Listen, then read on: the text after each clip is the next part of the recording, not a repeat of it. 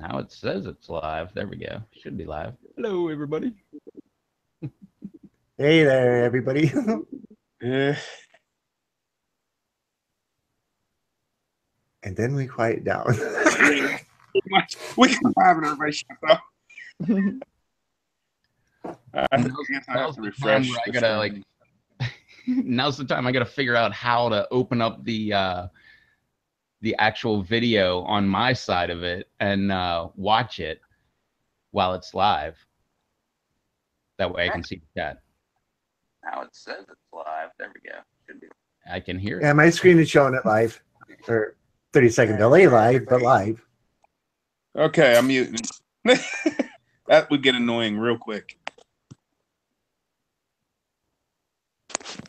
Ah, Let's see. Rob is on. yeah.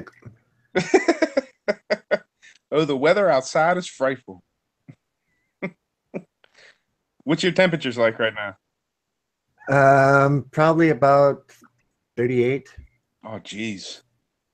And last time I checked, it was about an hour ago, and it was like 41. Wow. Third night in a row to get under the freezing point. Jeez. We had 80 today. Oh, you hush. I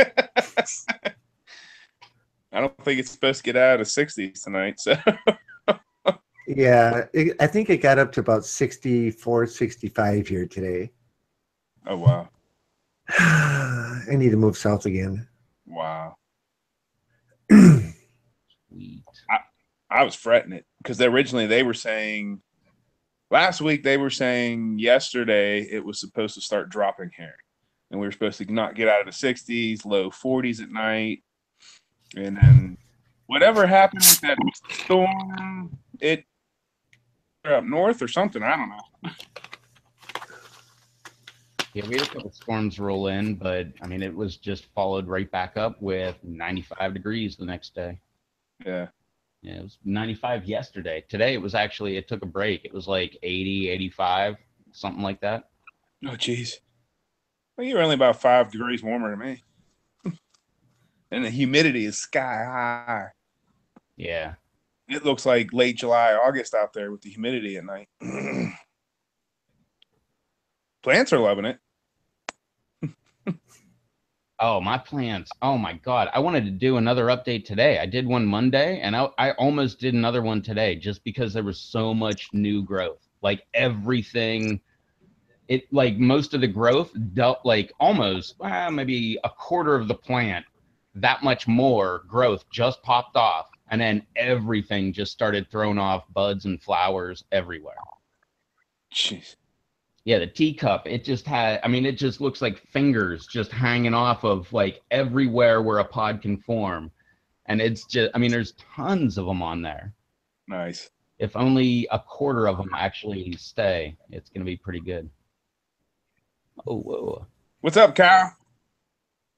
I don't know where she's at. She's not on here yet. Where's that PLC mod lady? Uh-huh. Ah, that's great. We're gonna end up having to pay her to get on her. Pay? Oh yeah, he didn't tell you he was paying us. Oh no! No, that was kind of accidentally omitted. How much? Oh yeah, I forgot about that. Oh, as he looks up at the ceiling and Yeah. Like, oh, wow, look at that crack. I mean, with all this YouTube money rolling in, I mean, as they keep demonetizing you.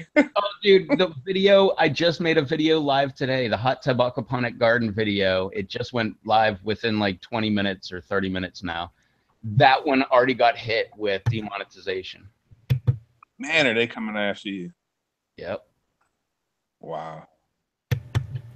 Yeah, but a bunch of them, there was like 3 or 4 in a row. It was the Monday meetups, the very first one with me and Dave. And then, or no, maybe it was the second one. I think it was the second one. And then it was like the blue interior lights on my truck. That was another one that got flagged. The super hot pepper, the ripe naga, that one got flagged. But there was a bunch, and then like they disappeared, and like then they were automatically monetized again, and then like a day later they were back to like I requested a manual review, and then like a few days, like no, it was like a week later, just disappeared, and it hasn't been back since. So I don't know, but the one Monday meetups, that one's still demonetized with a review requested. And so the latest one now too. That's what made me late. I was like, wait a minute, you're demonetizing my video. It didn't even get one view yet. Hey, Mark says he can see the chat, but not us. I can see us. What's up, Mark?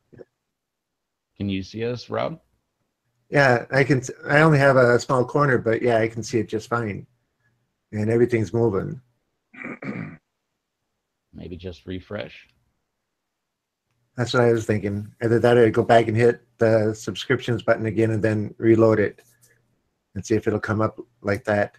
Whenever I was watching a bunch of different live videos, saying like just hit the live button and that'll refresh it. And I've never been able to find a live button that's on there when I'm watching a live stream on YouTube. Because I watch ones with like contests and stuff, and I'm like, oh yeah, like that's a good idea. But I would just say hit the refresh button. You know, like I imagine that's what they're talking about, but they say the live button. And I've never found this mystery live button that'll refresh it to, you know. Look who has Yeah. Look who's joined us. Brian. Oh, there she is. Brian says he can see all three of us. But since I'm not a famous YouTuber, I can't be on here. My sister has arrived, and she says she can't join us because she's not a famous YouTuber. Yeah, neither are we. That's the ironic part of the title. That's I thought about changing it after the very first one. And I was like, nah, I gotta stick to my guns on this one because that's just ironic. That could be why.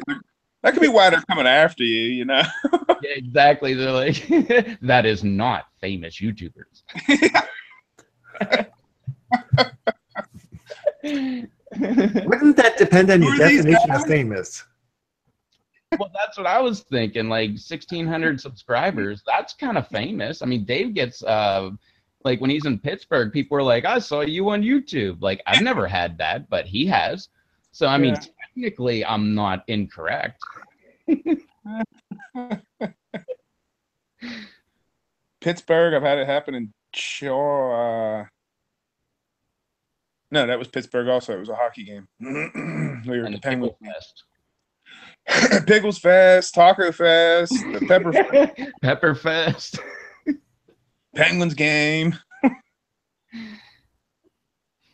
What's up, Aaron Hernandez?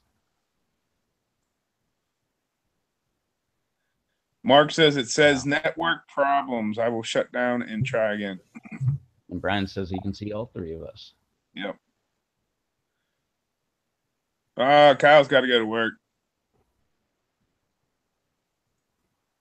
Make sure you get there 10 minutes early, Kyle.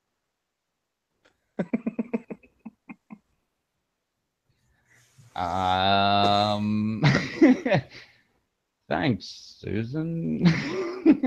She said you need to go to Pittsburgh. No, that's okay. Come on. You can roll up there with me, and we'll stay away from your old hood. I'd rather go and hang out with Dave, but I don't know. I've been to Pittsburgh enough. Last time I was, oh man, maybe I would get recognized there if I go there, because last time I was there, I was getting recognized a lot. They were like, "Hey, aren't you Tom?" And there were a bunch of those, and that's why I was like, all right, yeah, I'm not going there anymore. It was like people, they'd like, oh man, we like played soccer when we were in the 3rd grade. And I'm like, what? You know, like weird things like that. And they're like, yeah, what are you doing tomorrow night? You want to come over to my mom's house? And I'm like, what? No. I'm here for 2 days. I'm putting a roof on my mom's house. I just want to go home. My great house. Sweet What's up, Mark. Charles? Mark sees us all now. Hmm. I'm glad I don't run into kids, people from school. I was a lot different person back then. Oh no, that's how I feel too. Like, I mean, I'm not that different, but I don't know where I was versus where they were and then versus where I am where they are now. It's probably a big difference on some scale, and I just don't want to get into it. That being said, anybody from high school? What's going on, everybody? I missed you.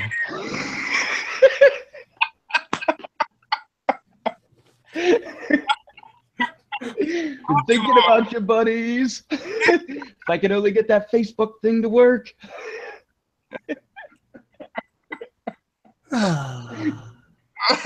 Rob's like, oh, kids.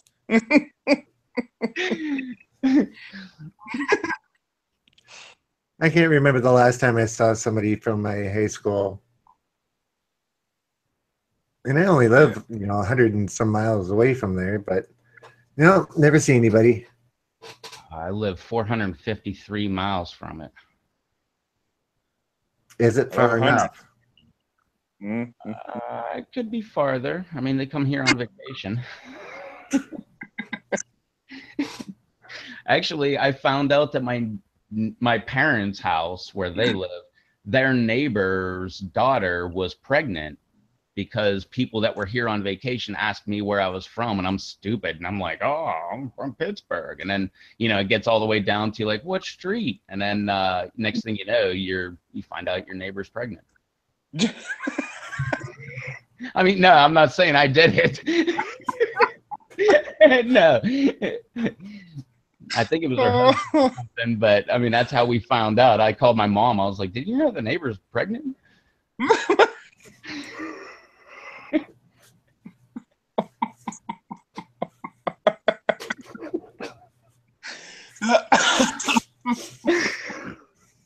Oh, Yeah, weren't we going to talk about peppers or something? Yes, Dave, why don't you tell everybody about your adventures in the harvest? Oh, jeez. kind of hard to follow up after that. I'm sweating here laughing. God. Oh, no, let's see. Let me see. Let's see. We picked 25 pounds. It was about 17 Monday. On Google. I didn't post anything on Facebook this time, but posted on Google on the Pepper Lovers. We did 17 Monday and another 8 yesterday. And then I just picked 4 pounds tonight of pineapples, the pineapple. Oh, Yeah. Those are going to Allegheny City Farms. I'm going to finish out the season for him. He needs 12 more pounds to make a batch, so I think I can pull it off with a low tunnel if it gets too cold. We'll see. You just can't stop them and the lemon drops and the ahi mangoes can't stop them this year. Short of cutting the plants down. Oh man, that's what I was talking about. I don't know if that was on air or not, but that's what I was talking about with mine. Like they just like the ahis, like the Sugar Rush, they just exploded. They doubled in size. Like they've got twice as many pods just like since Monday. Yeah, Sugar Rushes are the same way. They're just I mean, I've probably the Sugar Rush cream. We guesstimated about 10 pounds off of 2 plants. That's insane. But they're getting so huge and they're so heavy. I mean, they weigh like twice the amount of a peach. And I mean, so yeah. And there's probably I'm betting on that one plant alone, that one I showed in the video months ago. Probably another 8 pounds on there. I mean, they're just the branches were weighed down so badly. They were covering other plants a few weeks ago or so. But that's all right. We got a new powder blend coming, so this year. Because, the Sugar Rushes decided to do amazing this year. The Reds right now are loaded. They're ripening up. I can't keep up with them at this point. And the Peaches. It's like they all waited till now. The last hurrah of the season. Yep, pretty much. That's what it's coming down to. Well, we had that cool down. I said that a couple weeks ago. We had that cool down for about a week. I mean, it was like fall weather for a week, and then all of a sudden it shot back up to late July, August weather. Yep. Yeah, I think we had like 1 day of cool down weather. It just went down. It was like, oh, look at that. It's like 75 or 80. And then next day it was right back to 95. Although today it was like overcast. It rained right when it got dark. And it was, I think, about like 80, 85 today. So it was actually a decent day. Which is saying that October 11th. Yeah, pretty much. Last year we had an early cold snap, and to be what was it, like the teens of December, somewhere around there, we actually got the only snow we ever got, and then in February it was 80. But normally it's the other way. It's like January, February. I mean, if you've seen my past videos, that's when the aquaponics, the greenhouse roof rips off and everything freezes, freezes solid, and I'm in there with a heat gun and stuff.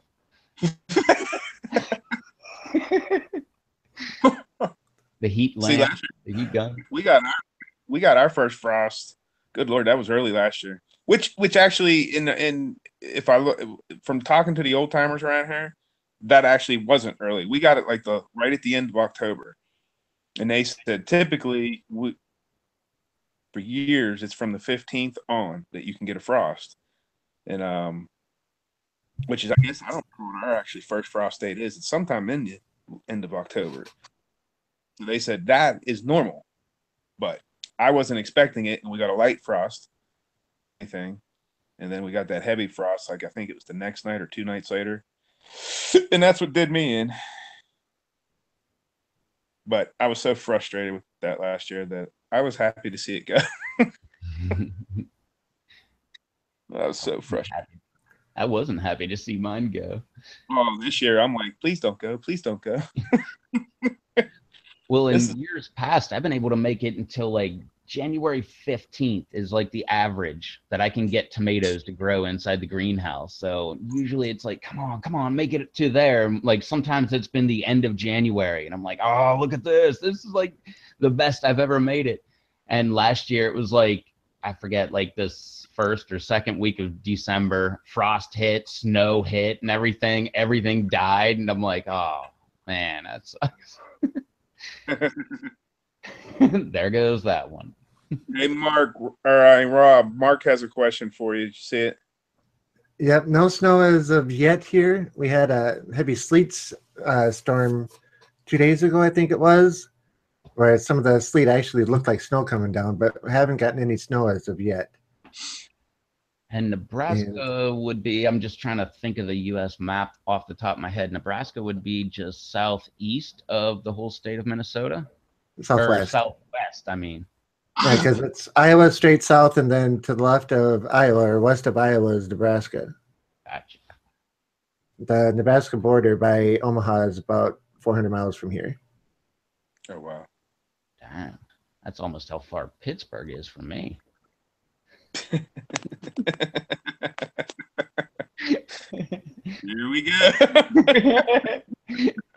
I should start a Patreon and just, if you want to see me go to Pittsburgh, I'll meet up with Dave and we'll just do Pittsburgh things. We'll go to Pamani Brothers and, go to like a football or a baseball or a hockey game or something. If you want to see that, just make comments and we'll make it happen. And fund us. Or in the springtime, you could go up and help them plant. Yeah. If we get this thing going good enough, like maybe me and Dave will come up to Minnesota. Like we'll watch like a Twins game or something. What do they do? Baseball? Yeah. Yeah. I love baseball.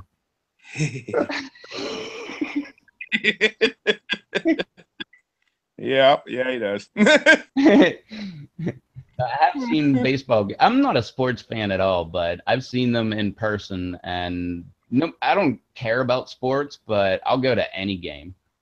Yeah. That's a lot of fun. I've been to football, like Steeler games and stuff like that. I've been to a lot of Steeler games, and that's a lot of fun. I didn't even care about the game, but I mean, we'd go, and it was in the 80s. We'd go and we'd lose, but I knew the quarterback. What was it, Mark Malone? Mark Malone, wow. Yeah, he actually autographed. Well, he didn't autograph a hat for me. He went to a banquet that my dad was doing for the National Wild Turkey Federation, and he and a bunch of the other teammates autographed a hat, and then they auctioned off the hat, and he bought the hat, and then he gave the hat to me. But yeah, so I'd go to the games, and I'm like, yeah, we're losing, but I know that guy down there. And like, I didn't know him. I met him once, but, or maybe it was twice, but still, he didn't remember me. But I was like, I know that guy. Woo! Oh, wow. Team spirit. Hey, Brian, I did not. So here's what we're going to do. It's going to get dark for a second on my end. Oh, let me see here.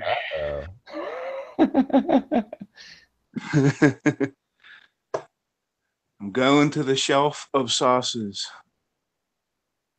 Oh, man. Super close up. Yeah. Can you see up my nostrils? Down your throat. Yeah. I'm trying to find the sauce. Well, where the crap is it? Oh, man. That sucked. Did you see Brian's comment? That's what I'm looking for. Yeah, where the neighbor sprayed the weed killer on the road between us, and it ran down the hill into his garden, killing everything. That sucks, man. Especially for, like, I mean, I don't know if you're like me, but I don't try to put any kind of chemicals on any of my plants. So, like, when it gets there anyway, man, it's a bad roll of the dice. I don't even fertilize the lawn just in case.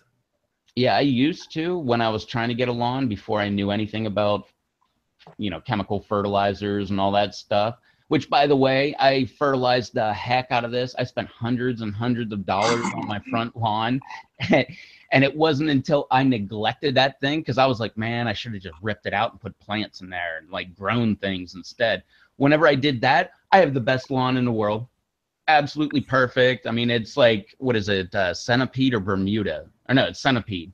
It's just completely overtook the entire thing. It went into the neighbor's yard. Neighbor's got a great yard now.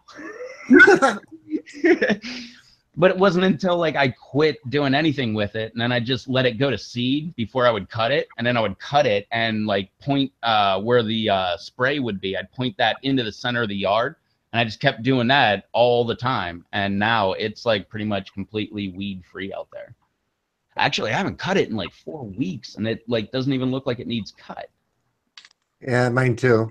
That's awesome, centipede. And it's not because it's not hot, because I just said it was like 95. Yeah. Brian. There goes Dave. Dang. Now let's over, think about something here for a second. Mr. Rev, don't you have some hot sauce that you haven't tried yet? What? No. I'm wondering, do you have any hot sauce you haven't tried yet? No. I was thinking all three of us could try something. Brian actually stopped by at work one day and dropped off a hot sauce that he picked up at Kroger's. I don't know if you can see that. Okay. So Private selection mango scotch on it. So that's the one he's talking about. So I don't have a spoon, so we're just gonna.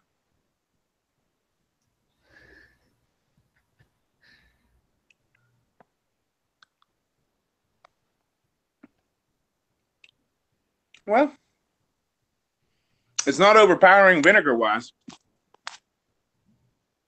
a good thing. I can't stand sauce. Actually, Brian, I That's not bad. It's not. You're right though. It's nowhere near as sweet as I would think it would be. Huh. I could taste the mango and I could taste the Scotch bonnet. That's actually blended really well though. I'm shocked. Scotch bonnet pepper is really not that hot, but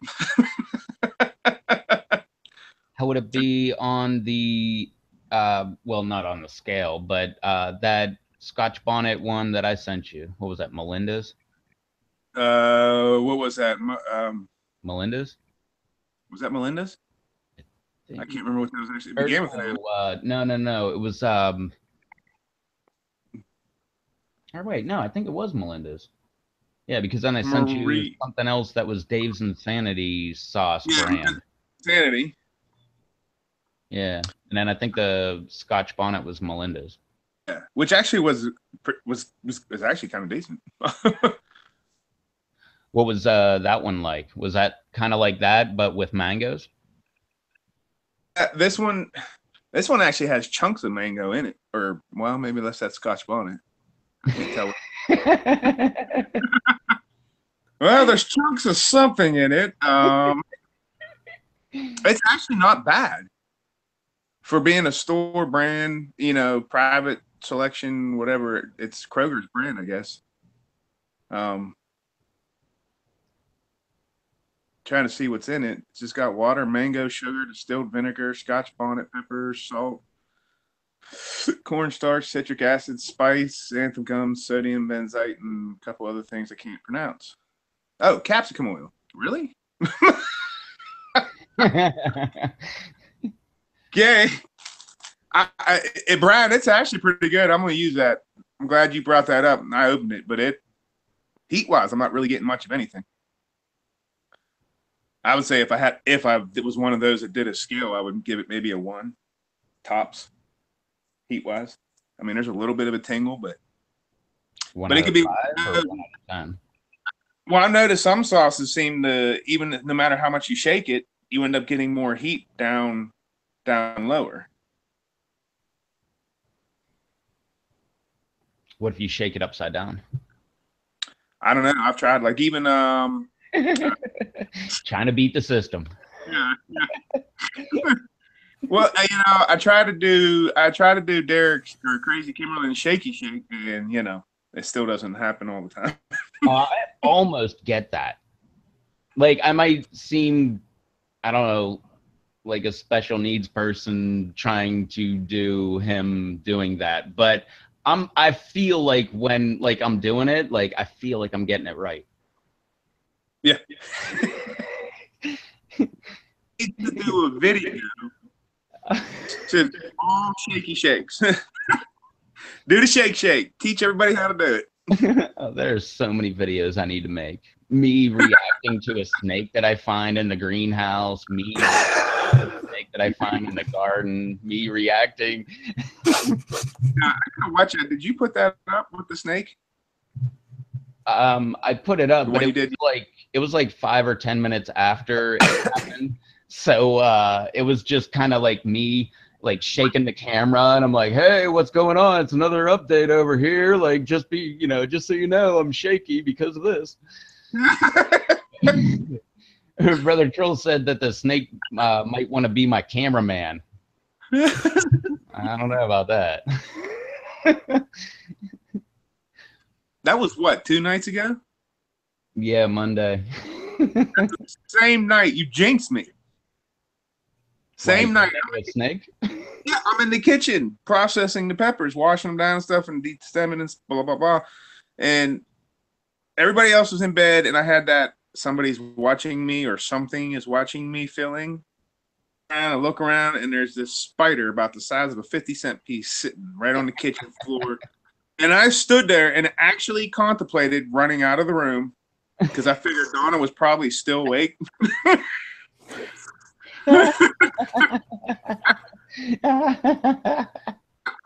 Honey, come kill a spider for me.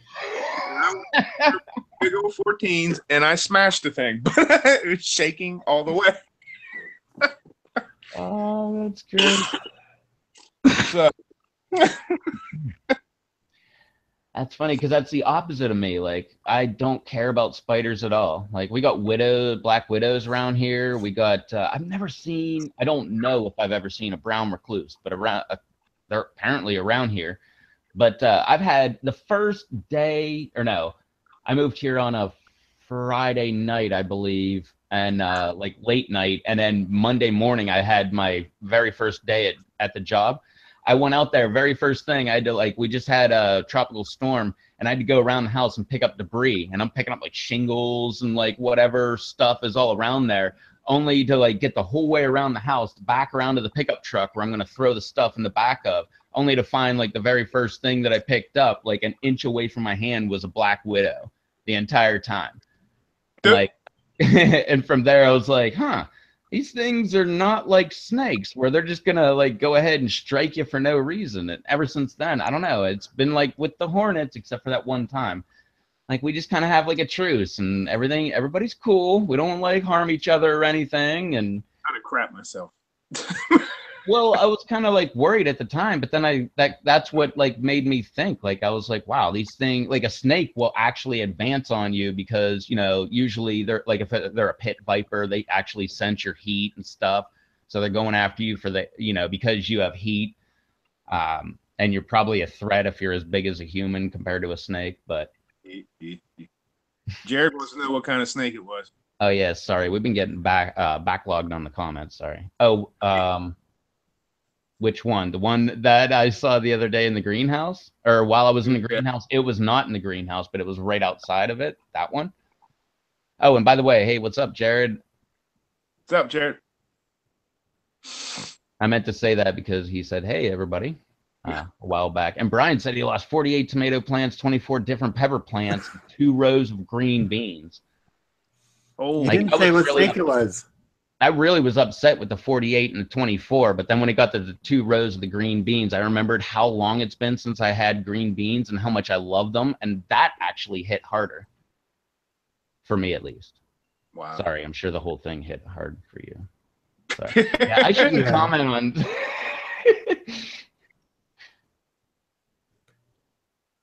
So you didn't say what kind of snake it was? Oh, the greenhouse snake. I believe either, I mean, it wasn't poisonous. So, I mean, like the whole fear aspect of it is just in my head. But no, I'm not sure. It was either a black racer. It's pretty much all black, but it has like white underneath the chin and like the belly-ish. And they get pretty doggone big. Oh, man, speaking of, well, never mind. But, well, no, I didn't want to be that super anxious guy that like just jumps into things like that. And I was like, okay, well, never mind. I already did it. But no, I saw the biggest frog I've ever seen in my entire life. And it was inside my garage on my pressure washer, sitting on the handle, which is this wide. And that thing was almost that wide. If you ever saw, it was huge. If you ever saw the couple of my videos, I have Pit Bull versus Yorkshire, or Pit Bull versus Yorkie, which is my mom's dog. And that was when she got it. It was a little puppy. It was like, you know, I don't know, about this big. That frog was bigger than it then.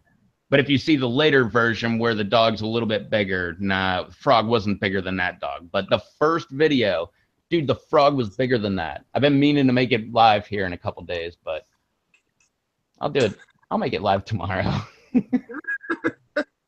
It was huge, man. I'm not joking. It was this big. Jeez. That big. And the last time I mean, I've seen frogs that big, but the only time I ever saw frogs that big was when I was in on the border of Pennsylvania and West Virginia. And we were at this camp, and we went down to the stream, which I can't remember how it worked. Like the stream was the border, or up above the stream. I forget. I believe, I mean, it's been like 20 some years. So, I mean, we got that 7-year exemption going. But we're on the wrong side of the border kind of thing because we didn't see the imaginary line. But apparently we were hunting frogs legally in Pennsylvania, but we were in West Virginia kind of thing. And Yeah, they take that frog gigging seriously around here. We're doing it with a 22 pixel. Oh, it's so Right. much fun. I mean, we had frog legs for dinner. I mean, it was the greatest thing ever. Oh, I had heard about it years ago, but up until like past couple of years, I'm like, holy crap, man! The people, especially the younger crowd, they take it seriously. They're out all night, walking up and down streams, and I'm like, geez, oh, man. Yeah, the that version here would be flounder gigging. So they just go out Found with their boats and go out with their gigs and grab a couple. it. Yeah, because which way am I at? That way. If you go that way, like, I don't know, half mile, that's the sound. Huh. Well, I mean, if you want, you can go half mile that way and you're in the ocean too. But the Rob, sound, up there, what's that? Rob, you can go ice fishing. Yeah, there's Starting this weekend, right? no. Well, there's probably 3 or 4 lakes within 15 miles of here. Plus, we have the Minnesota River that runs through town, and it goes into a cul-de-sac, so it does freeze over thick enough to go ice fishing on it. Into a cul-de-sac? Big old bend and Oh, that okay. kind of A stuff. cul-de-sac in the river sense or water sense. Yeah. I Yeah. thought you meant like a real cul-de-sac. I'm like, well, why don't they fix that? I'd be mad if That's I in lived the on that springtime. cul-de-sac. It's always iced up in the winter. Yeah, that's in the springtime when it floods. Oh man, that's too great. Oh, Mark man. said it sounds like a rat snake to him. Yeah, I was gonna say, I think we just totally got. No, I didn't get backlogged on the comments. I just thought we did. Rat Jared snakes said he'd do rather just eat walk up. I don't know. I'm not a fish guy, so I like tuna, like fresh tuna, like tuna steak. I guess tuna in a can's okay, but I like the fresh tuna steak. But Mm-mm-mm-mm. I don't know. Most of the other fish. The But no, one in the, frog's not bad. Frog's good. They say it tastes like see, the chicken, one in doesn't it? Tastes like frog. it's like frog. One and only time I ever had tuna, well, that I seriously ate. I was in Africa on a mission trip when I was 17. It was cat. It wasn't tuna. It was minced cat. But they told you it was tuna? No, we just assumed it was tuna. Yep, we just assumed it was tuna because whatever they mixed with it, smelled like, whatever, and we never paid attention that there was no like fishy smell. But it turned out to be cat? Oh yeah. We had some interesting things over there. Apparently, like down south in Oklahoma, what do they call them? Cow fries. You know what those are? No. Testicles. What are they? Cow testicles. Oh, Rocky Mountain oysters? I guess there's all kinds of different names for them. Oh, I've had them. Yeah, we had Oh, cow they're fries. good. No clue what we were eating. We just thought we were eating these meatballs with like some kind of. Oh yeah, they're good. Yeah, it actually. Yeah, but it was like we were all like loving because when we were over there, we ate rice and red sauce 90% of the time, and if you had meat, if you were lucky to get meat, it was goat. So we thought, man, we're having these awesome meatballs, blah blah blah. And the one kid that was there, that was from Oklahoma, he's just like over there munching away, snickering, laughing. He's like, he waited till we were all done. He finally said, "You guys really like this, don't you?" I'm like, "Oh yeah, this is really good," and blah blah blah. And then he proceeded to tell us what they. Oh, that's so awesome, man. The same thing with us, man. Like growing up, I've been to game feeds since I was like tiny. Like I've eaten everything that you could ever have at a game feed. I've had like I swear, I don't know for a fact I've had zebra, but I mean, like, it's as crazy as that. Like, I've had, like, there was some baboon liver pudding. Remember that baboon liver thing that was happening back in the baboon liver transplant that happened in, what was that, the early 90s or late 80s? Mm. I don't know, but they had some crap called baboon liver pudding where someone went to Africa, killed a baboon, brought back the liver, and made pudding out of it. And it wasn't bad. I have had all kind of different stuff, rattlesnake and all this different stuff, but no, I mean, we had the Rocky Mountain oysters like a long time ago, and then you find out later what it is, and you're like, doesn't really mean anything. They taste good. And so we had this event. There's an event around here. It's so prestigious that like you can't get tickets. You have to be like grandfathered in. And like if you're grandfathered in, like you can disperse tickets kind of thing. And it's like this all men's kind of thing. I can't believe it hasn't been protested yet. But it's like all these hunters get together and they donate all this stuff, make stuff out of it, and then eat it. Well, they got Rocky Mountain oysters every year. Well, we told this one dude who's like a big macho guy, and he's like, man, there's no way I'm eating that stuff. And we're like, oh no, man, we'll get you to eat them. And he's like, no way, man, there's no way I'm eating that. That's just wrong. It's just wrong. Well, sure enough, somebody slipped those things right on his plate. He ate a couple of them, was like, holy cow, what the heck are these things? These things are awesome. And then they're like, oh, there's these things over here. And they like scoop more onto his plate. And he ate a bunch more of them. And the same thing, they told him, they're like, yeah, that's Rocky Mountain oysters, man. You're eating bull nuts. And ever since then, his mission was every year after that was to make everybody else eat bull nuts. So I'm pretty sure he was 100% successful, but but it was great being able to be one of the people in on getting him into it. Because it's really not that big of a deal. It's just one of those weird, I mean, when you think about it, eating meat from an animal is just kind of weird in general. You know, it is eating muscle tissue off of a animal. Yeah. No matter what it is. Yes, Susan, I was eating meatballs. They were different meatballs. But Jared's had cat. He ate cat before. I don't think I've ever had cat.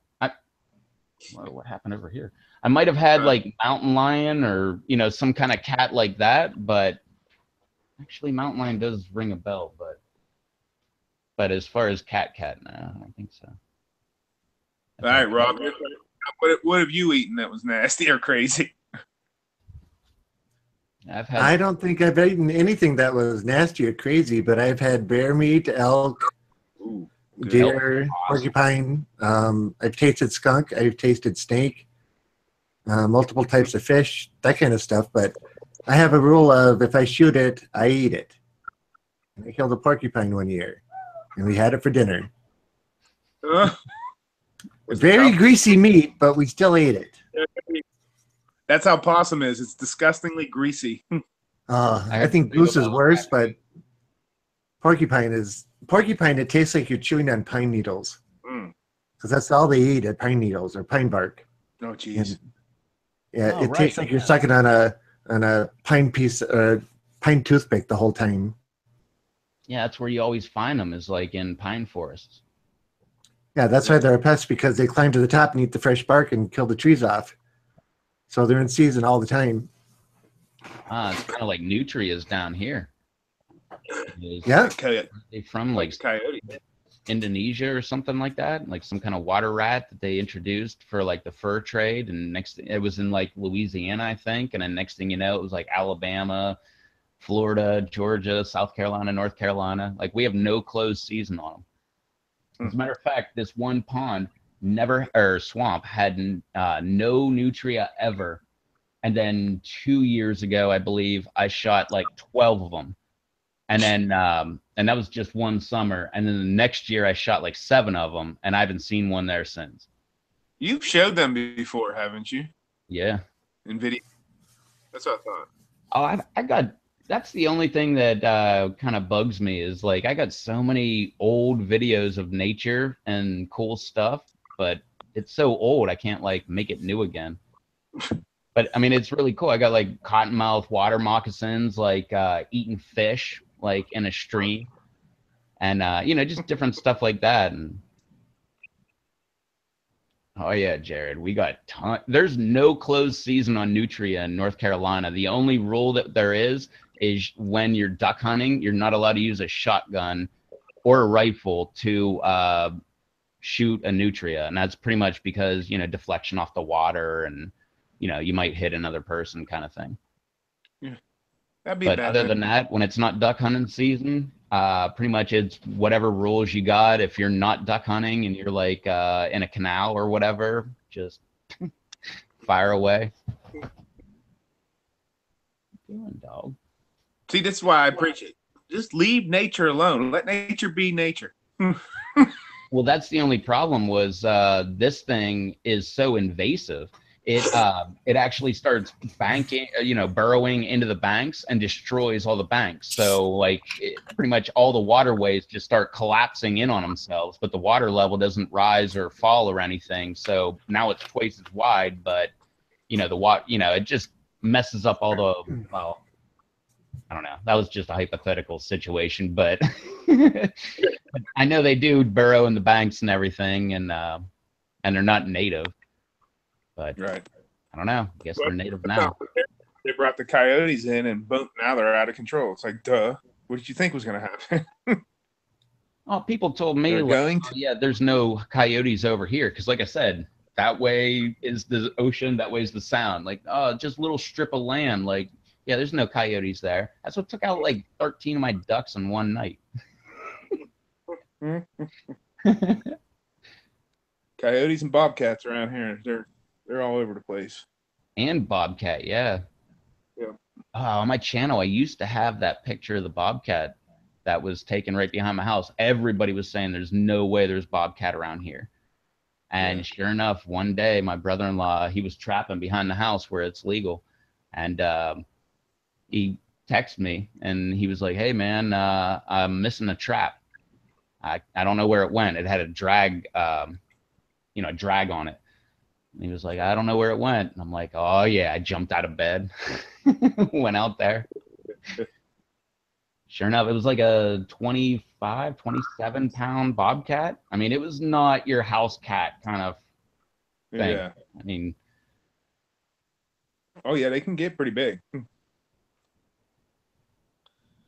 the first time I ever saw one, I was deer hunting, or no, it was bear hunting in Pennsylvania, right off of right off the turnpike. And I was there. I was hunting with a state trooper, as a matter of fact, and one of my dad's good friends. And I remember I was sitting on a tree that fell over. I was sitting up like, the tree fell over, and I was sitting up high. And I remember looking down, and I was like, look at that house cat. Why is that house cat like, going right underneath me? And here it turns out it was a bobcat. It wasn't a house cat. I was just a little bit high in the air, so it looked a lot smaller than it was. It was like 20 pounds or 15 pounds, but.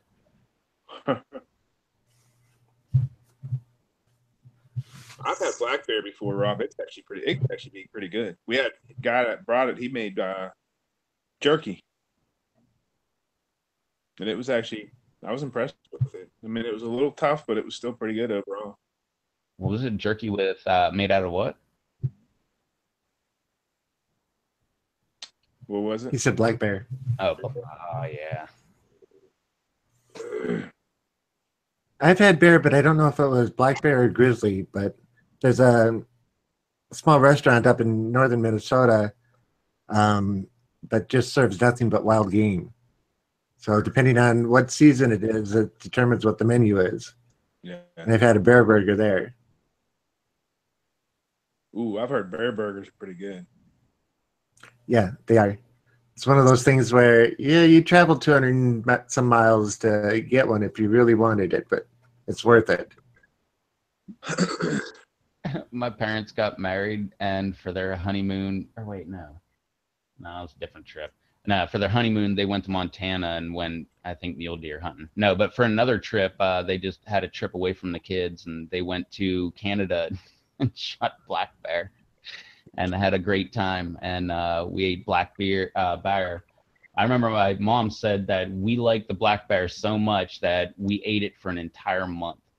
Like every single day it was something new. We're gonna have black bear, meatloaf. Now we're gonna have black bear steak. Now we're gonna have, black bear whatever stew. I can get that way with venison. Well, that's why I don't eat venison anymore.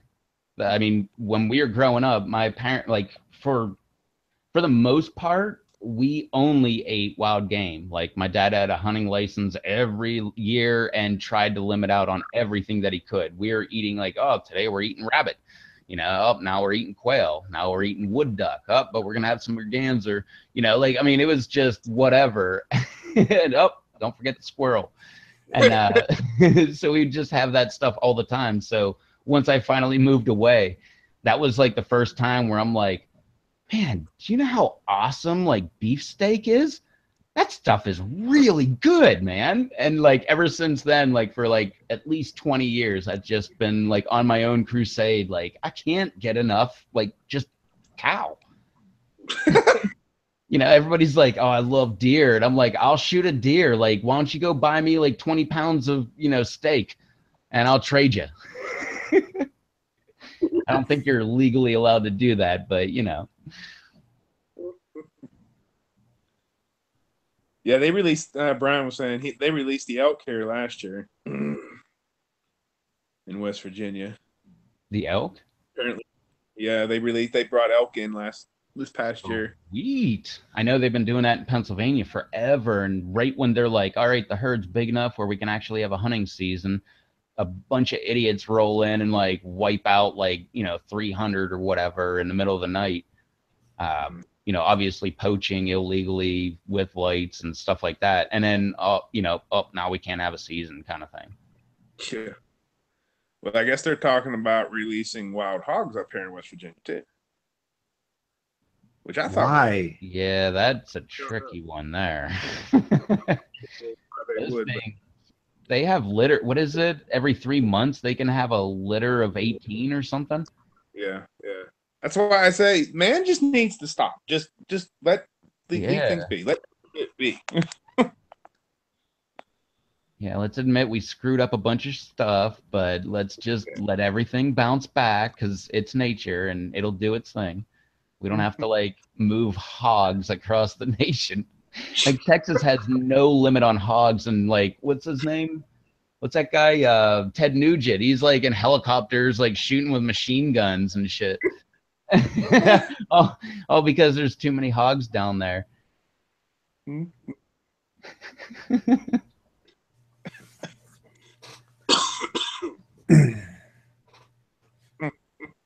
So, Rob, did you say you had a sauce to try?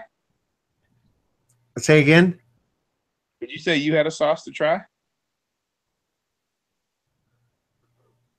Did you have a sauce to try?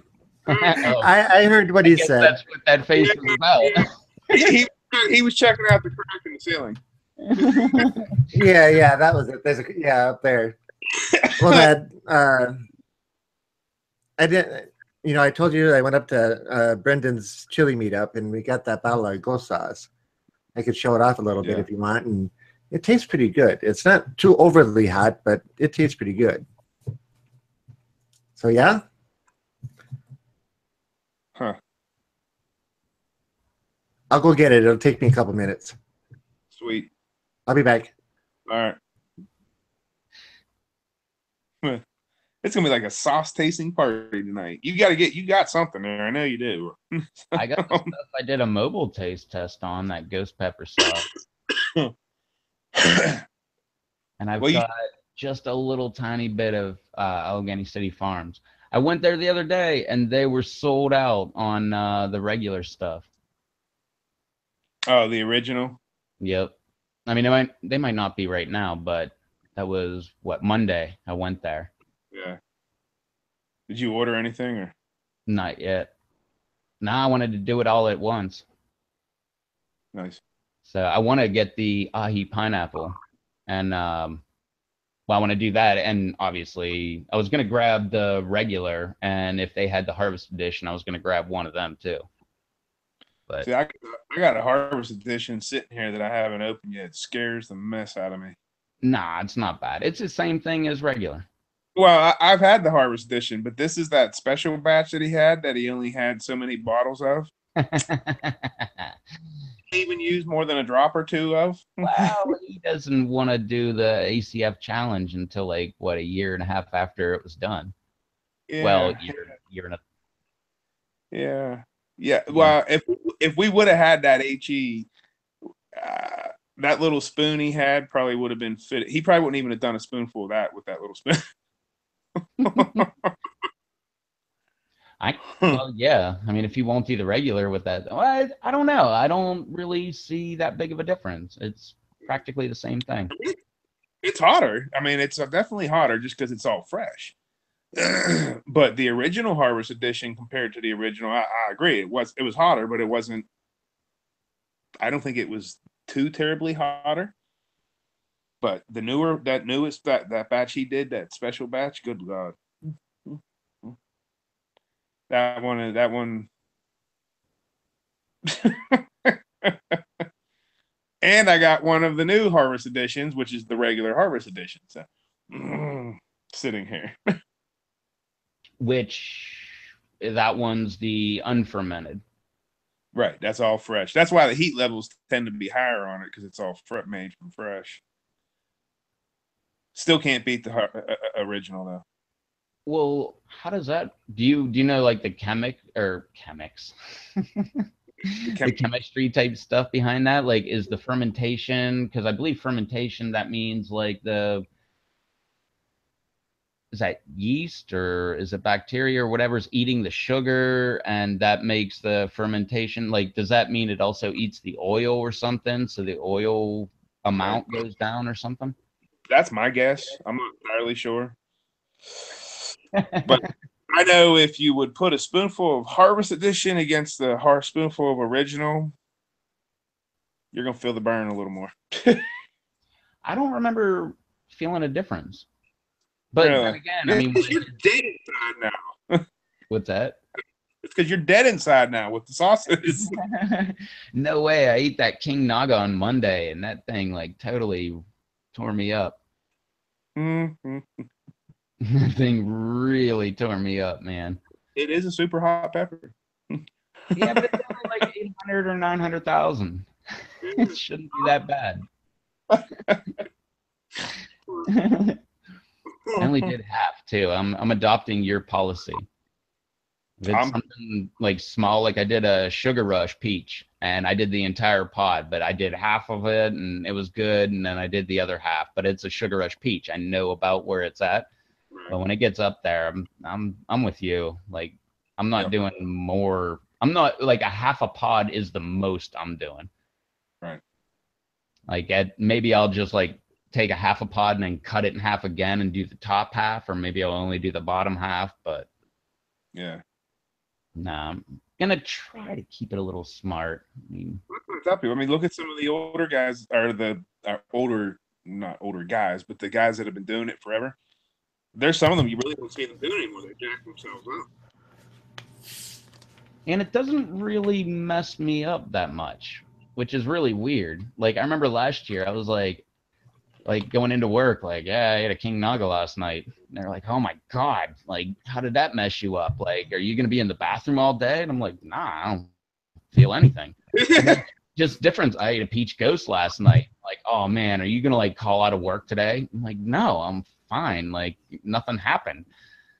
But I don't know, maybe like season 2, not that it like hit me hard or anything, but it was more hard that night. I didn't get any cramps though. I just got kind of like some stomach ache a little bit, and then pretty much it. But it definitely was annoying.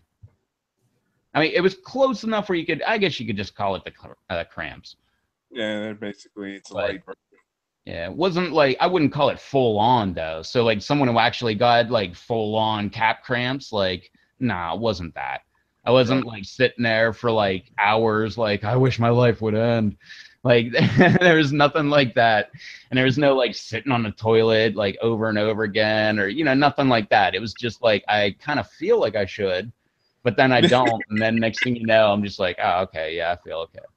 But I will say, like I said, it was like 95 here, but like, yeah, all day Tuesday, it was 95 outside. Every time I would walk outside, I'm like, I felt like I was glowing. I just, like, I was just so hot outside. I was like, what the heck is going on, man? So I did spend a lot of time inside Tuesday. All right, Rob, you're all, Rob has his sauce. Yeah. So Brenda Picante put on his Peppers Aspire to Perspire meetup, and one of the guys there was handing out this sauce. See if I can show off the label here a little bit. I can't read the top line what the actual name of it is. Quetzalcoatl. Yeah, I'm glad you can pronounce that. Yeah, it's the something god, the sun god of the Aztecs, I believe. Or no, maybe he was the head priest when Cortez came and, quote, conquered them. Wasn't that the guy, Quetzalcoatl? I have no idea. But Hey, viewers, did you know? this is a nice ghost chili hot sauce. Huh. And you know me, I like my powders to cook with. So I don't normally do sauce tests. So this is something kind of special. And I'm not going to do a whole lot of it, but... And you're seeing it here live. Yeah, that's a decent sized spoonful. Maybe a touch more. And if this takes and burns me up, I'm going to get you guys. Haha, joke. Okay, so here, me eating something hot.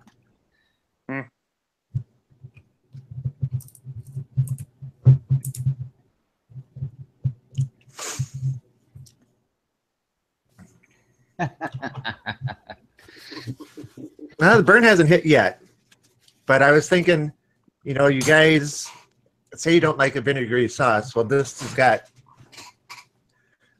real good. Yeah, it's got a good vinegar kick to it. It's pretty much on this really sweet side, almost fruity. Heat's starting to build a little bit. You can taste the pepper in it. All around mouth burn. But yeah, it's actually a pretty good sauce. I think it'd be really good on wings. Yeah. And the fire breath is starting. We start seeing a sheen in your forehead.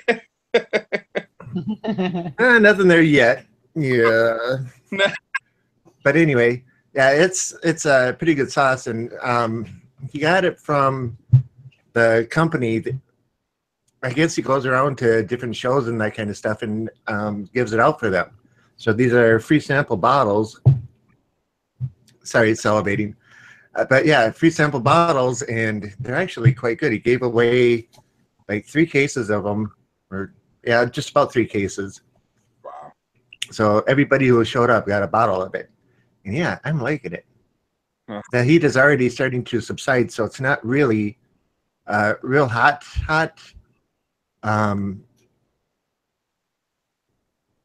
You know, the ghost pepper's in there, but it's not overpowering. If like taking a Scotch bonnet and eating it, right? Scotch bonnet's got more heat than what this does, but you can actually taste the black pepper in it as an aftertaste, and I'm getting like a salty taste with it as well, but not overpowering. It's actually a very pleasant sauce. I think on wings, mixed with the texture of the wings and being fried, yeah, I think it's pretty darn all right. So yeah, there's my review of that, and yeah, now you got to see me eat something hot. But it's vinegar based, but it's not like overpowering, is it? no, it's not overpowering in any way. I'm somebody who likes vinegar sauces, and it's not bad at all. So ingredient number 1, distilled vinegar, then chili peppers, the Serrano Ghost chili, brown sugar, so there's your sweetness, garlic, salt, onion, and cumin. That's the whole list of ingredients on it. So no preservatives, no artificial flavors, colors, anything like that. Right. So yeah, you can tell brown sugar gives it a nice color. It actually sounds like a really good Sounds like a really what? Really good ingredient list. Yeah, when I saw that, I thought, well, I got to check everything to make sure it doesn't have tomatoes in it. And when I saw that, I thought, this is going to be pretty good. Right. But yeah, the vinegar is definitely not overpowering, but it is there. Right. See, that's what I tell you. I mean, when I think hot sauces, I think, I'm sorry, it's been around for ages. Frank's. Well, it's sauce. There's Yeah. got to be. I agree with you. I really like the vinegar sauces. I just the ones that where that's like that's all you can taste. It's like that's disgusting. Frank's isn't hot. Like I don't see any hot to that at all. Yeah, Frank's is only rated at 450 on the Scoville scale, if you didn't know. No. So great. Wow, that tang of vinegar is hot. Yeah. Yeah. Well, I take a 3-gram pack of ahi lemon drop powder and put it into the bottle of Frank's hot sauce to get it hot enough to where I actually like it, you know. Otherwise, I can sit and drink Frank's hot sauce by the cup. It doesn't bother me at all. Did you say I like to cook with it. Yeah. Did you say you use 3 grams of pineapple powder? Nice. Yeah, ahi lemon drop in one of the big bottles of Frank's hot sauce gives it a real nice extra citrusy taste and kicks the heat level up to where it's pleasant again. If you can't tell, ahi lemon drops are about my favorite pepper. Yeah, I'm torn this year. I'm up there with the lemon drop, the mango, and the pineapple. Hey, Rev, you can take me off presentation mode so you can show that up close. Oh, right. Yeah, I forgot about that. I wanted to highlight you. I'm looking at myself. Yay! But is that a 3-ounce packet? That's a 3-gram packet, yeah. 3 gram? Yep. It holds exactly 1 teaspoon, and it weighs in at 3 grams. Nice. Yeah, it's a nice, decent amount of weight on there, too. Yeah. That's, I'm going to butcher this. What was the record? Your buddy put, what was it, Moruga Scorpion? Yep, Trinidad Moruga Scorpion pepper, that packet size in his mouth at one time. All at one time. You know, that's what, 10, 12, 15 peppers worth of powder right there? That's, jeez. Yeah. And he did pass out, by the way. He should. I hope that makes him rethink his life decisions. No, he's become an even bigger pepperhead than he was before, because now that he's had the extreme, nothing comes close to that. So he can sit and eat anything time after time after time. Chasing that dragon. He was at the pepper meetup too, and he was trying everything left and right. All the sauces, the salts, the actual slices of peppers, the chocolates, everything. And I forget which pepper it was that finally got him to sweat. And he had to go get some water finally. Who was this? My friend Adam. He went up to the Brendan's Spire to Spire with me. I took 4 other people up there with me. And he was one of them. And yeah, they got him on video doing the whole eating and everything else, but nobody's got the guts to take and post it yet. Ah. I agree with Jared. I think Tom should eat the other King Naga. No. He was hoping I didn't see that comment. It's not right.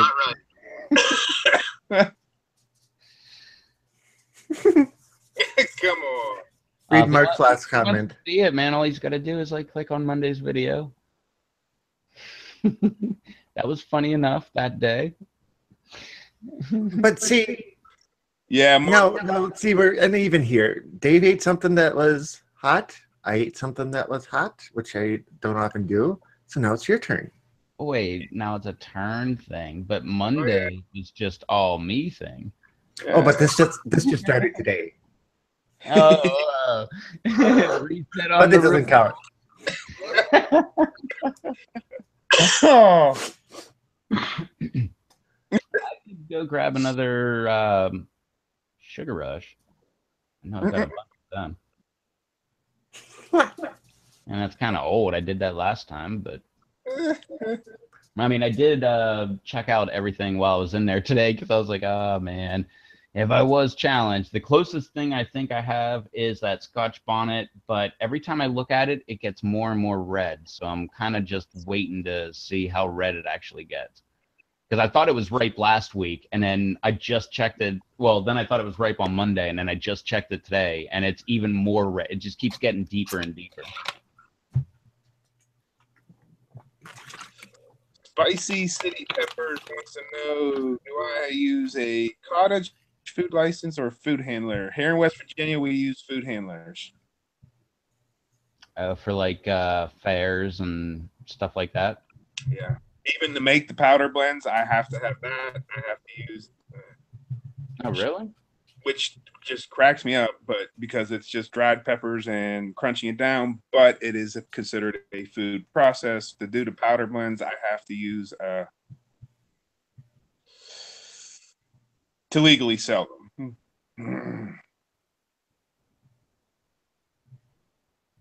Yep. Now getting into sauces, that's a whole nother ballgame. It's ridiculous. Yeah.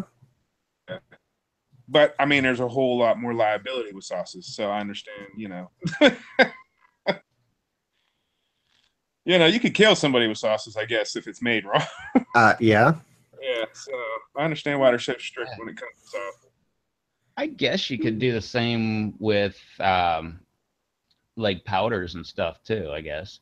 Yeah, I mean, if you're adding other ingredients, Well, no, I just meant with like mishandling it, like not washing it, chemicals on it kind of thing, and then you grind it up and I guess I'm not agreeing with it, but I don't know.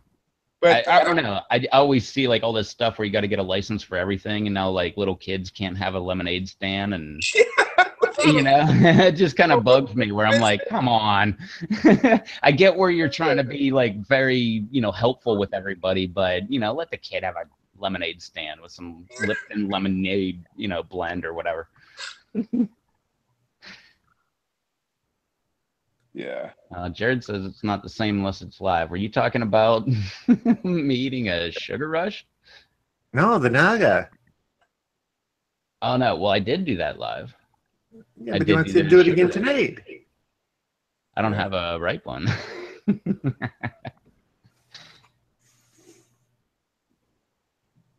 Yeah, Space City Peppers. Yeah, we did an LLC, food handlers. I can't remember. There's something else. And my wife/secretary is not here to tell me what it is I got. Well, what is it? LLC and just talking to a lawyer. Like I'm sure you can talk to a lawyer for X amount of dollars, like, $75 or whatever. Talk to him for an hour and he'll tell you everything that you need to know.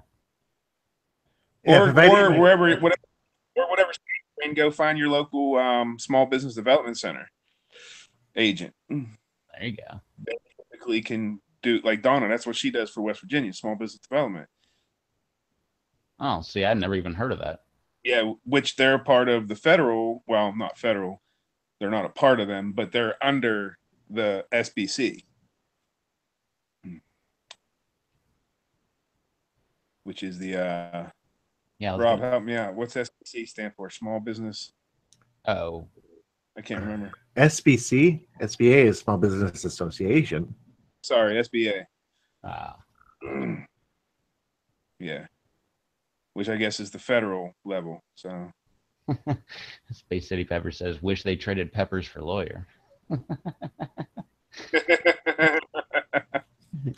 That'd be great. Well, go find your local SBC office.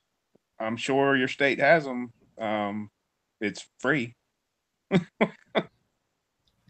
Mark says, I can't use rain as an excuse for tonight. I didn't use rain for an excuse last time. I mean, I can use rain for an excuse. Or wait, no, he said I can't. I got plenty of excuses.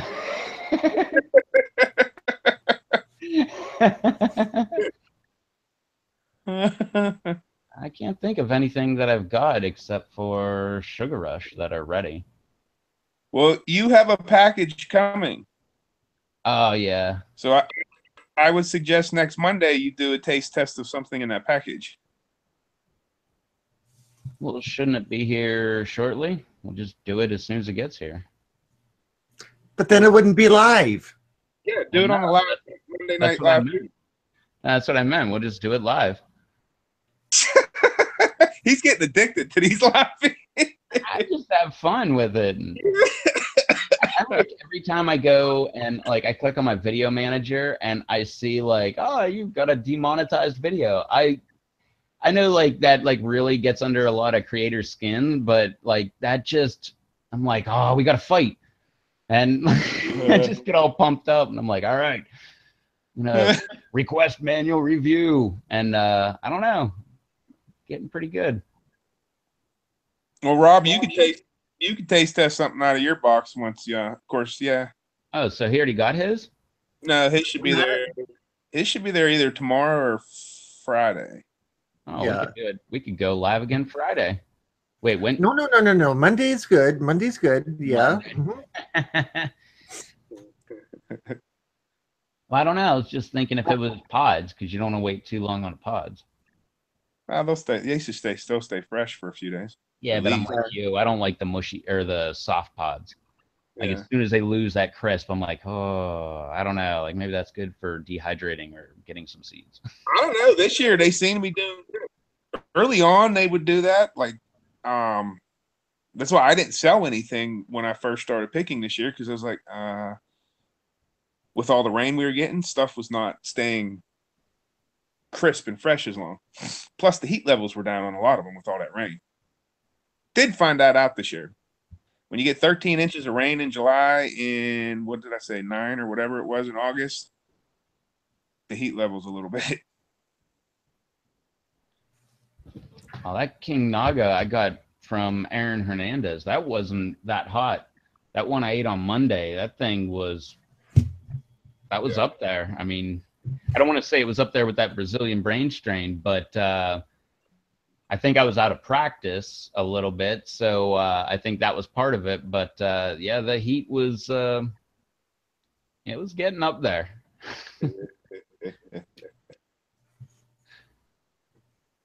Which is funny. Yours was that deep water culture or hydro? Technically deep water culture. It's like a cracky, but I've got air to it, so I guess technically deep water. Which is weird because that's growing in water. Yeah. And well, just the roots. Right. But the plants like this year mine, there was a noticeable difference in the heat levels that first half of the summer. Now, the last month to 6 weeks, heat levels are freaking sky high.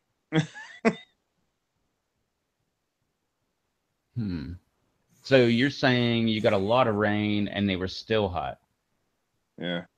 Okay. Because I was thinking. No, during when they first started coming out, with all that rain we were getting, they weren't as hot. The heat levels were down. Well, maybe that's because like the rain is coming down and actually saturating the air roots.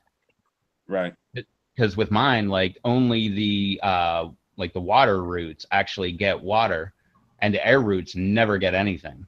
So maybe that's where the difference is, because yours actually get a rainfall that comes down and will actually maybe temporarily just saturate them. But maybe that's the whole, if you don't water your plants a lot, maybe that's what they're talking about. Huh. I don't know. Just a theory I thought about. See, me and Brendan were just talking about this the other day, and I told him, I said, I've been growing for almost a decade now. I think it's time I start learning the more technical, scientific side of stuff. It might actually help me out a little bit. He said, I thought you'd be teaching by now. He sent me a book. Nice. He showed me his library and he said, I said, okay, out of that whole library of books you got for peppers and stuff like in gardening and all that, I said, what's your top 3? He showed me 5. Of course. Isn't I that the way it's recommend supposed this to be? one. Which one did you get? It's called Peppers. I can't remember who the author was. But see, I'm on a phone, so I can go mobile. Yeah. Well, I could. I got a long cord, but it would just It look. is. I'll show you it.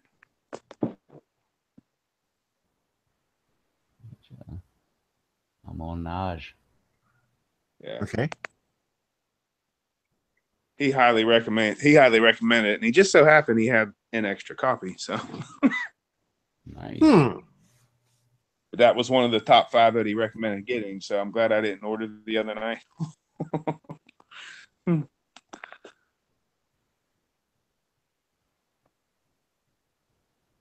then he sent me seeds for his Cubert. Cuber, what's that? I did a review on it. It was one of his peppers that he sent me.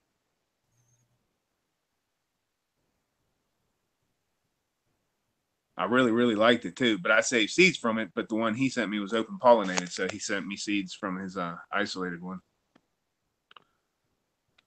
An hour a day of research, and you'll be an expert in a year. I'm a simple kind of guy.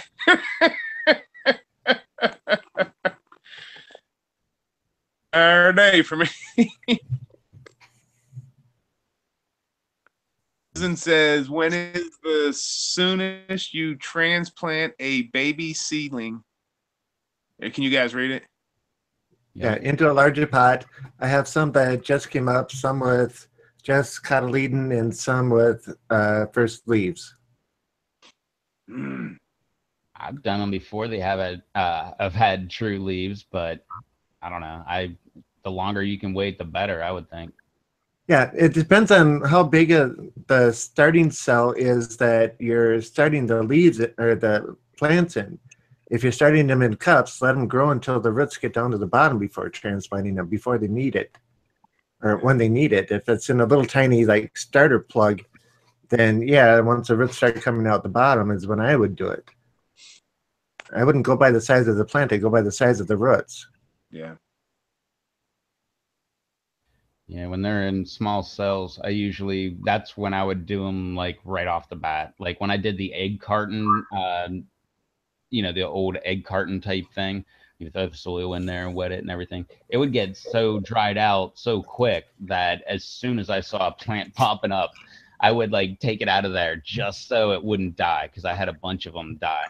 So I guess it's all depending on what you've got. I mean, if it's like an egg carton thing, get it out as soon as you can. But if you got an actual cup, that's another thing I love doing, is put them in a cup, like the double cup method. Put the water from the bottom, well, from the top and the bottom when they're, just throwing them in by seed, and then throw the, Ziploc bag over top. I think that's one of the best ways. Throw that thing on the heat mat if you need to, and usually that works out pretty good. And then, like you said, wait until the roots actually make it down to the second cup, and you're off to the races. Yeah, that's how I judge mine for as far as transplanting goes, is what the roots look like. Yeah. Yeah, because the healthier the roots are, the less shock there is.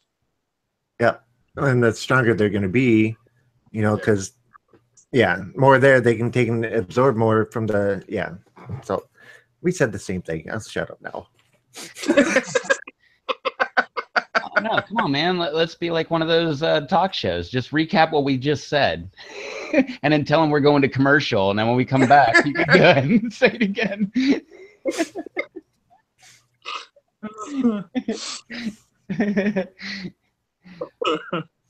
Well, I'm trying a new experiment this year. I cut out the bottom, like 3 inches of the Pepsi bottle and filled them with dirt, and I'm starting plants in there. And we're going to see if I can take, and when it's time to transplant them out, since they're clear, I'll be able to see if I can just dump them out and then take them and put them into the top of another 2-liter, with the dirt. So it just kind of matches up. So, sides form and fit right and everything. And it should be less stress to it, and it should be able to just keep on growing, I hope. And I've got 8 that I started a little over a week ago in one of my grow tents, and starting for next year. But I want to see how this goes. So I'm starting them early just to make sure that I got something. If nothing else, I can bring them into the shop if they get too big. I've often wondered, like, when everybody's talking about like shock with replanting and everything, like I've done a lot of really small plants, like, you know, they just popped up, don't even have true leaves kind of thing. And I'm like, hey, let's move them out of that and put them over here. And I've done a bunch of that stuff. And I wonder if it's more of just replicating the same environment that they were in versus actually moving them. Like if you take them from somewhere, like say it's aquaponics and it's always wet or something, and put them in another environment where they're always wet, if they're just going to keep on growing, like it's the same thing, versus like where it's always wet to a double cup method where you're just going to get a little bit of water at the bottom and hopefully it seeps up and, you know, the roots will grow to it and, you know, hopefully the feedings will get you to that point kind of thing. Yeah. I don't think I have anything that I could compare with that other than moving from like one aquaponic or hydroponic pot to a larger one, you know, like from a small container to a 5-gallon bucket, but never notice a difference when I do that as long as the nutrients are the same. Yeah. Yeah, so that's why I was thinking, like, even with the small ones, because also, like, I don't know, I'm really careful with my little tiny plants. Like, I'll only hold them by the, you know, they're not true leaves, but you know, the first leaves, and you know, I'll hold them in place that way, and I'll just gently pat it down. I won't like, you know, firmly do it or anything, and I usually have pretty good luck with the little tiny ones. But that's why I was just thinking, just in my head there, like maybe it's just replicating the same environment and there is no stress in that thing. Whereas if it went from always having water to it's got to search water out, maybe that stress is what's actually, you know, the stress of transplanting. But you can also see going the other way around from a dirt one and taking it out of the dirt, washing all the dirt off, putting it into hydroponics, and they go into shock going that way too. Yeah. But that would make sense because it went from an environment it was used to into a new environment. Yeah. Yeah. Yeah, because I've never really experienced transplant shock. I don't know that I've ever actually seen it other than planting, going from the greenhouse to out to the plot in ground. It's the only time, and that's typically just because it's going from one temperature to another and then the direct sunlight, or because typically I try to plant in the evening, but 6 o'clock, you have that schedule sometimes. It just doesn't work out that way, and you end up planting in the middle of the day when you shouldn't plant. And even so, it doesn't. Yeah, and that's when I see a little bit of stress, but shoot them with some water, and they snap right back within. Yep. Huh. But I could see that, like you said, going from one environment to another, like soil, the roots, not the actual plant, so to speak, but the roots going from soil to hydroponics or whatever, or vice versa. Huh. Yeah, because I'm thinking of, you know, just seedlings, like little tiny little guys, because that's mainly where I've moved them around. Because everybody's like, no, no, no, no, make sure they get to a certain point, you know, and which I agree. I mean, that's optimal, but I've done it, and I don't know, I had a lot of really good success, but I never was rough with them. I didn't, you know, like try to pat it down really good or anything. I just kind of put them in their place and just kind of, you know, was very gentle with them, knowing that they're seedlings. I don't know. Maybe I just had luck. Maybe it's like that rosemary. Every cutting just seems to take. I think I have like 12 more that just took. Yeah, it's time for you to start picking that and drying it. Oh, man, I planted 2 out front and they started dying off, and but I think they're coming back. He's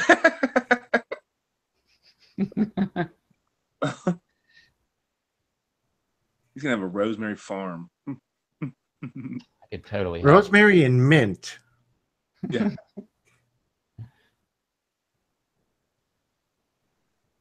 Susan said maybe she'll do an experiment. Yeah, yellow ricotta. Isn't that the what the heck pepper is that? You know, with the black seeds and the one I can never grow? Manzano? Yeah.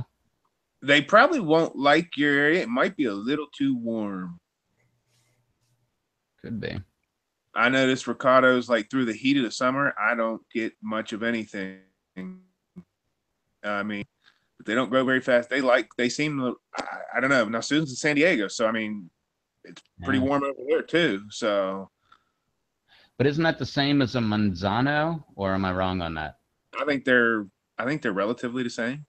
Oh, okay. I think they're in the same family. I don't know. I've never actually had a manzana. I've had the ricotta. I grow the ricotta's, Yeah, but the manzano I've never been able to grow. Susan sent me seeds, yeah. and I tried and tried and tried and tried, and I think I still have seeds somewhere sitting around here where they're in I had them everywhere. I had one with like a little greenhouse plastic bag over it, and I put that one outside. I had another one. I put that one in my greenhouse. I put another one in my garage. I put one on my kitchen counter. I put another one. Like I had them all over the different place. And I swear I gotta have at least one or two of those still sitting around here, and I bet it has never come up. I noticed with the ricotta, I'll typically get like the one plant up at the main plot at the church plot. It put out I want to say 4 or 5 actual peppers that were like near baseball size. I mean, they were big, and then the rest of them were like golf ball size. And I'm like, what the heck? And they said they did the same thing last year. The first, but that was a plant in a bucket last year, and it only did like the first 2 pods. They came out like those big sizes, and then, and when I say baseball, near baseball size, not. But then the rest just come out all small. And I'm like, what in the world? It puts all its energy into those first few pods. Small from there on. It tastes exactly the same, has the same heat levels. They just get nowhere near. So I'm thinking they're heavy feeders. That's the only thing I could think of with them. They're extremely good. She says, I believe they're named Ricotta, Licata, Manzano by the region they are from. All are Yeah. pubescens. See, this is why you'd be awesome on here, Susan. You could totally school us when we try to pretend like. Okay, so when I try to pretend like I know something, Yeah. Well, trying to drag you guys down too. Neil Smith mentioned that when his video last year when he did the Licata that they're just basically named by the region they're from. So what do these peppers look like and taste like? I did one on the Licata. I have the Licata because I did one on it. That's the one I did in Morgantown. I think that was part of the 30-30. They're round, red. They're the ones that have like the black seeds in them. Don't Okay. want to chew on those. They're very hard. Yeah, they look like seeds you would never want to chew on. They look like they're made of like little pieces of concrete or something. Yeah, they're very hard, very tough seeds. So I take it that the yellow ricotta's are basically the same thing, only yellow? Yep. Yep. Okay, that sounds interesting. I wouldn't mind some seeds if I could get some. But I believe the seeds are still black, right? Oh yeah, yeah. Well, even that one we did, Nathan and I, on that pineapple ricotta that Batman sent us. That one went up. Was that part of the 30-30? Yeah. That was near the end, I think. So I actually did, I guess, 2 of them part of that 30-30. I did one last year. I can't remember if it was the red or it was the yellow. I can't remember. Because one of them I never released. I found it like this past summer. I was like, okay. Never released it. Has it Pull Up? Has that guy been around lately? He's a little gun shy since I lit him up that night in the yard. It's so great. Yeah, he's a little gun shy. He hasn't asked about that at all for a while. Apparently, the little guy that comes around, hanging around Dave, wanted to try a pepper, and he gave him a pepper, and it lit him up. He hasn't coming back around. It was very mild. I told him, I said, it was that, what was it? The ahi, Morello? yes, the Amarillo, but it was that one that Justin White sent me. Well, apparently this one actually puts out heat. Not like, I don't know. I don't know. It just, I'm like, uh-oh. When I seen tears, I'm like, oh, crap. Like These me with things. that, like me with that King Naga. Yeah. Tears rolling down your face. Yeah, it's like Susan said, the heat is not stingy with those things. It's like an oven heat. Okay. But there's no like, it's not like a burnt. It's weird. It's not like a burn like you with a lot of the hot peppers. It's got a completely different feel to it. That's one crazy thing about the peppers, because there's like a different kind of burn for a lot of them. Like some of them are like stingy, like on the tongue. Some of them are just stingy on the mouth. Some of them are, just hot, like a Yeah. blowtorch. Like that's the fun thing about peppers that we'll get Rob into.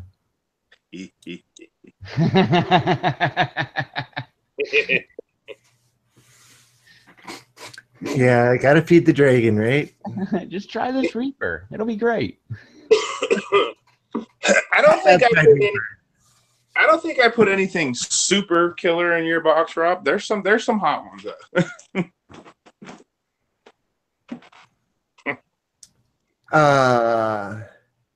Susan, that would be awesome if you could. I did. One of the guys brought in some dried reapers, and I had a small chunk off of one of them, and yeah, that bit me up pretty good. That was the one thing that JT said. He said he tried like a dried ghost, and then when he tried that actual ghost, he was like, "That is nothing like it." Did you see that one? He just did it recently with him and Shocks. Like, what was that? Like a month or month and a half ago? I know Dave saw it, but did you see that, Rob? I didn't see it. Oh, it lit him up. Yeah, and you could see the surprise on his face where he's just like, "Oh, oh." Oh, like you could just see it in his face where he was lighting up. Yeah. And then he cut the video. It was only like 4 minutes long or something like that. Cut it short, real quick. It was like you could see it dawned on him. What did I just do? But I wish I would have known that ahead of time, because I would have just told him, like, just let the thing run. Just watch it. Like, just find out what happens, man, because it's funny. Yeah, That's what I did last year. Just like I kept thinking, like, well, I'm not doing it live, so I can just delete it if I want to. So I would just do that and just start the camera and go with it. And whenever it was over, I'm like, I guess it wasn't that bad. How much of a wuss did I look? Oh, pretty bad. Screw it. I'll post it.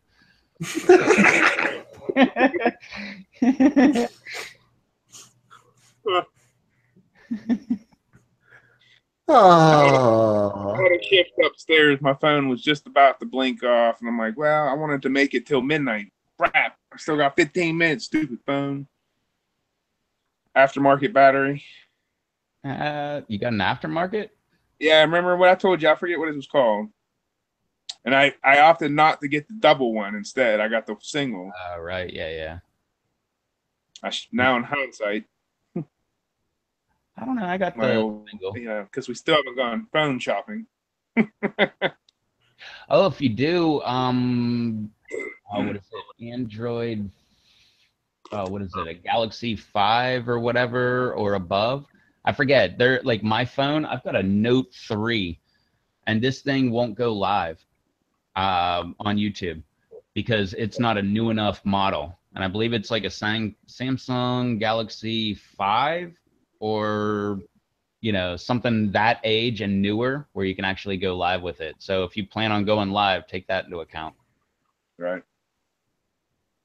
I never really thought about it, but well, that just to show how old mine's. I got the LG 3, and that's let's see, what 4 years, almost 4 years now, 3 years, 3.5 years, something like that. That's why I'm hoping, because most people don't. When I tell people the videos we do, that's my phone. They're like, "That's your phone?" I'm like, "Yeah, that's the phone." So once we get new phones, I want to see if I can still use this phone just on the go, because I'm happy with the quality of it. oh yeah, all the cameras on pretty much all the phones lately, they're pretty top notch. Yeah. So I'm thinking it'd be nice if I can keep the wireless part of it on there, but I think once they take the card out, that's it. Wireless to your house or wireless to the cell phone network? Because wireless to your house is okay. Because yeah, once you take the card out, cell phone service is done. But if it's hooked Right. up through your network through a wireless router, you can still have access to your system with it. Oh, that'd be sweet because then I could just up because I usually like Tom calls me Tom, Johnny on the spot. I can film and I load it straight to YouTube from my phone Mm-hmm. wherever I'm at. That would be nice. Yeah, I have to take it off the camera, put it on the computer, go through, edit it. Yeah. That's what I do, and then wait for it to render. And mine went live just before this thing went live because I shot it like hours ago, but I had to wait for that thing to render. Even it was only like 7 minutes and 55 seconds. It was still, and all I did was cut off the very beginning of the video and the very end of the video. That way, there was no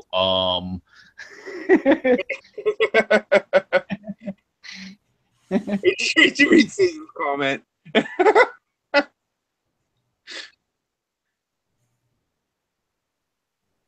I guess when I was walking and left the living room.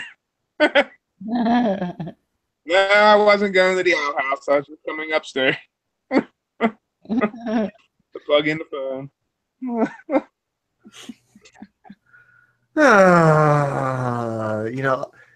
Just by saying outhouse adventure could mean so many different things. Depends on how much you imagine it. Yeah, we'll just leave it at that. Well, you haven't been on an adventure until there's an outhouse involved. Yeah. That's what's been going on with you. If I was monetized, YouTube would probably come after that video since I put that in the title of that last video. What's that? On your video? Yeah, that last one. I said, Dahi Lima Rojo at the outhouse. Yeah. Well, that's the thing. When you ask for a manual, like they actually have a human that will look at your video and then they'll look at it and be like, yeah, this guy's like eating a pepper. He's not like, trying to your new like sex perv thing. Cause a bunch of mine, like I had double fisting. That was one of the titles of one of my videos, but it was like releasing 1,500 ladybugs, double fisting cameras. And then like when they flagged that one, I'm like, okay, yeah, I guess that's weird language that some people might use, I guess. I still haven't won that one, by the way. Any day now, any day. There was another one that's super white. It was like super blue interior lights, and then it was like comma super white, and I'm like, oh great. They probably think it was like supposed to have supremacist after that or some weird terminology. We're like super white. Like, yeah, I'm starting to like find weird ways that they might flag my videos, but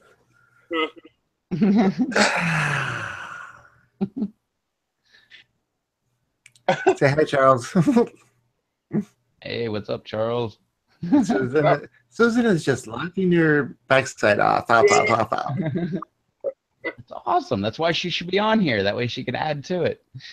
Or point out how I'm dumb, because I'm sure there are a lot of like cracks and flaws in my statements. Who, you? No, never.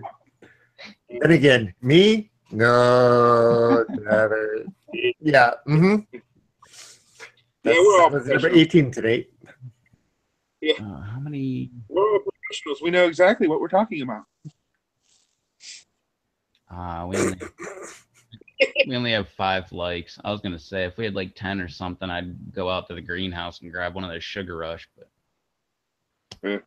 it's probably played out this week anyway. Monday, we will all have something to taste test. Or Friday. Monday. I'll just tell you that.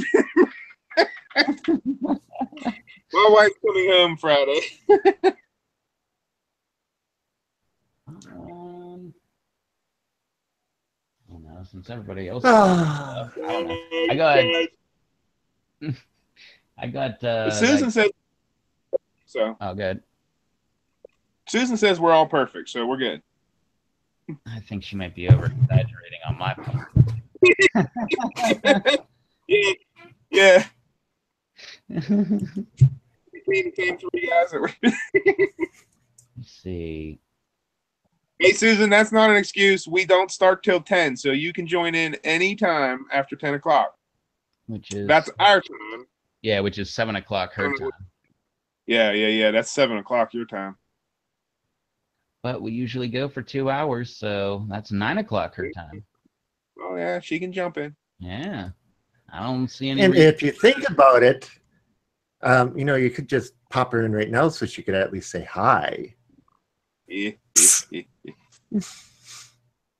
Rearrange schedules. We're not opposed to that. They did it for me this week. Yeah, you want to come on Friday? Tom really wants to go live Friday. Oh, I like how she doesn't get home till 9:30.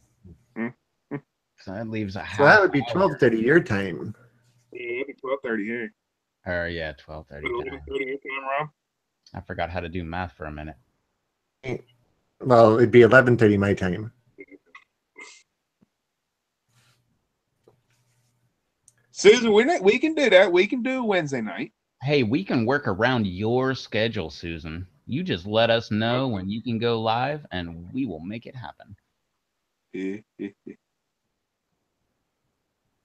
Charles says indoor orange habanero. Okay, I'm not sure what that means.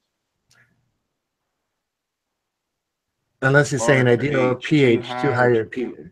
Yeah. What's RH? pH. I think you might mean pH. Oh, pH. Okay. Too high, too low. Neither one's good, but I believe it likes a lower pH like most peppers. What is it? 5.5 to 6.4?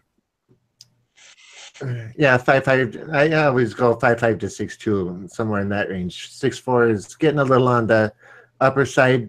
I'd rather keep it down lower, but my water comes out of my RO at a consistent 5.9, so I don't have to worry about it. Wow. Nice. That's good. My pH out of the tap is pretty much like 7.2, 7.4. And then if I add blend to it, it usually drops to like 6.2. Orange habanero. Oh, relative humidity is what he's asking. Oh. Where are habaneros originally from? That's how I go by it. Aren't habaneros out of Mexico? I would think. Relatively low humidity then. Huh. You take a look at the scorpion pepper right there from, an equatorial country where it's really humid and rainforest type stuff. So they like the higher humidity. Trinidad, that's right off the coast of South America, just north of it. Yeah, like Bohemian goats, they like high humidity area too. And I've been to Jamaica. That is high humidity. Oh, wait. I guess that was a double joke. Darn. I didn't even say that, but no, I meant it was really high humidity, but yeah, I guess it was pretty high there too. Yeah. Hey,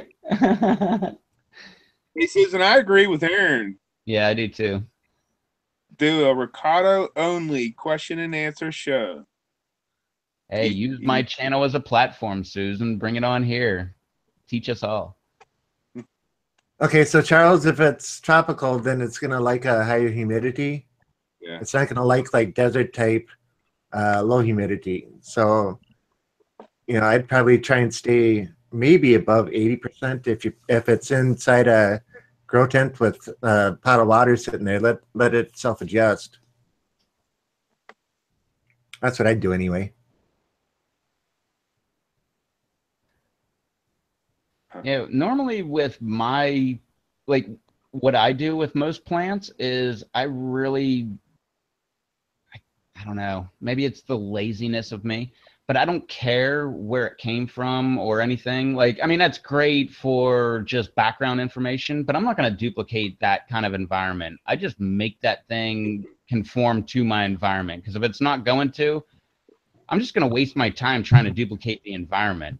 I mean, I understand where most people will do it, but I don't know. I just feel like I'm way too lazy for that. So I just kind of let them grow, and if they don't grow, then they don't. But if they do and they actually produce seeds, then maybe I'll take seeds from that, and the next time they grow, they'll be accustomed to my climate, and they'll grow better than the original generation where I got the seeds. Or they'll be stunted and weird and don't grow, and I just throw them away. I don't know. See, one thing I think about with that is I have a hot tub and 5 aquariums on the main level, and that's where my peppers grow. So it's always really humid on this level. So plants, if they like a high humidity area, they really like it in my house. Then you go up into my upstairs grow room, and hopefully I'll be shooting a video on that this weekend.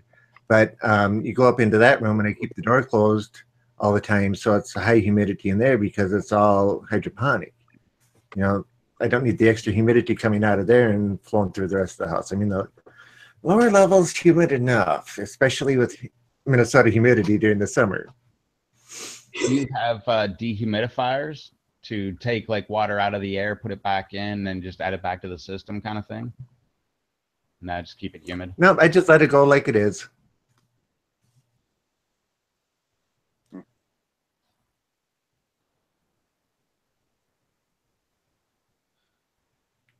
Yeah, I don't have that problem in my front room. I don't have a humidity unless it gets, because in the wintertime, if it gets cold, actually outside, it gets pretty cold in there. We've seen it dip down as low as 54, 55 degrees in that front room. To put a crawl space under it, and there's no insulation around the bottom of the house in that front side. So, so I run one of them Eden Pure cabinet heaters in there in the wintertime in February, once I got the plants going. Thing till January, February. I have those indoor pepper plants in there now. So there's 3 of them I want to keep going. So, here we go, learning new stuff again. Now I got to learn a little more about indoor growing. All my tropical plants have done really well. They've adapted. Like the banana trees, palm trees, stuff like that. And the cactuses, they all adapted just fine over the years. But so I'm hoping that'd be nice if the pepper plants do, but yeah, get some year-rounders. Yeah. I've got that Jay's red, and I think I'm gonna keep the maybe the Brazilian ghost and the I'm gonna try to keep those 3. I don't think actually Brazilian ghost. I don't think I'm gonna keep. I think I'm gonna get rid of that one. I want to keep the Jays and the Primo, and I think the Carbonero, because I got a little bit of a cross idea with 2 of this. Aaron Hernandez says the Ricardos hate really dry air. Found that out this year. And Susan says they also hate heat and direct sun, at least here. Yes, they do. Yes, they do. They definitely, I'm telling you, they like. I mean, they're doing great now, and I can't really say it's cooler because we're still in the 80s and stuff like that, but they seem to do much better later in the season for me. Going down compared to that July and August weather. Hey, Sandy, are you on? Where are you at, Sandy? Is that the Sandy that I know, Susan?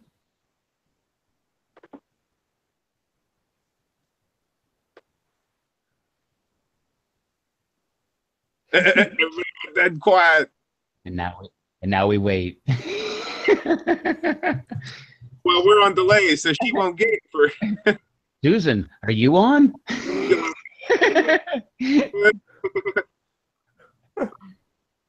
Sweet. Will stunning plant grow again if you put it in a bigger container? like root stunted, or just stunted, like period?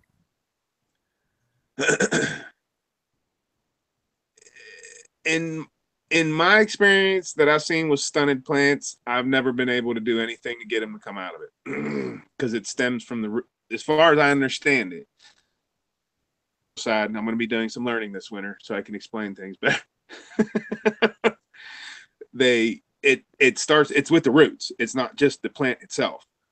Because I've done everything. I've transplanted them, gave them shots of magnesium, blah blah blah, to get them to start soaking up more nutrients, thinking that's what's. Because I just wanted to do a little research and see if I can get them to reverse stuff, and I've had nothing. They stayed. I've got 2 plants out there right now. They look like they're a month old, and I started those back in the spring. Transplanted them, did everything I could to try to get them. They hit that certain height and they stopped. They wouldn't go any farther. So I don't know what triggers that or whatever. I really don't, honestly couldn't answer. Where I've had practically the opposite. I actually, well, I don't want to say I did nothing, but I did a few things, not a lot. But then I got my BTR and one of my daisy cutters. They are very low and they're like dwarf-like, but they're actually growing and they're starting to put pods off. Nice. It's the first ones I've ever had because, like you said, I've had the same luck you've had, and it was like no matter what I did, nothing would nothing would work for it. But this year, the first time, like that BTR, it started growing up, and all of a sudden, the whole top part of the plant just died off, and that was it. And I was like, okay, well, that's a write-off. And it just had a couple little offshoots on the side. Now that is like a giant plant. I mean, not giant. I mean, it's only about that big, but it's actually starting to put off pods already. I mean, it's taken months. I mean, I had it up since like February, so it's had long enough, but it's doing something. What's up, Jay Zerz?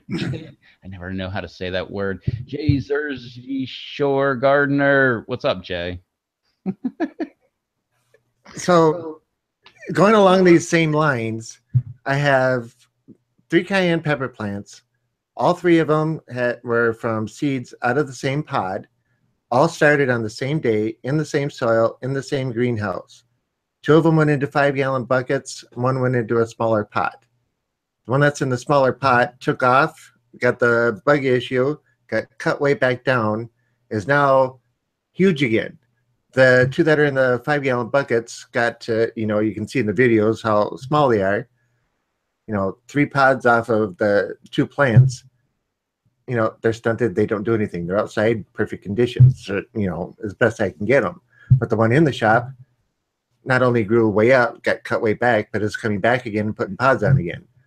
So why does 1 or 2 not grow and others just take off?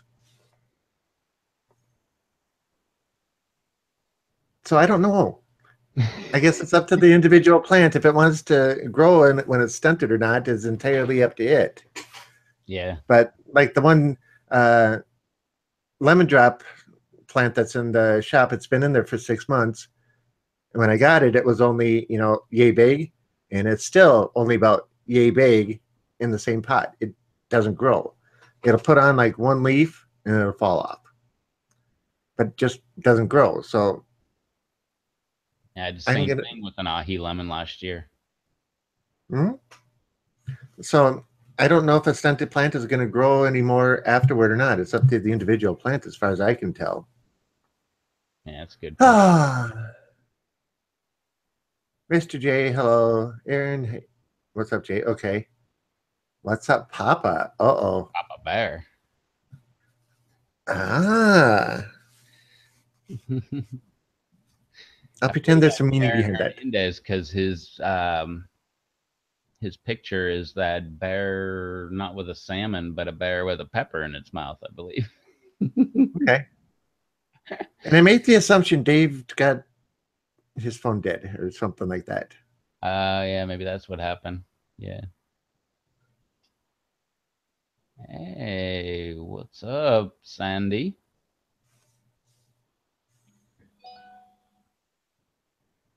How much you want to bet that's Dave saying, my phone died?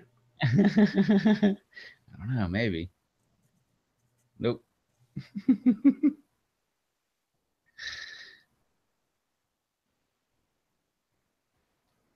going on? I don't know. You're looking at it, not me. Oh, geez, I don't know. Brand new or something. That's Rocky Harris saying, "Sorry, I missed the webcast. How did it go? Still going on?" It's still, yeah, it's still going. Or wait. Let me message him back, I guess. Oops.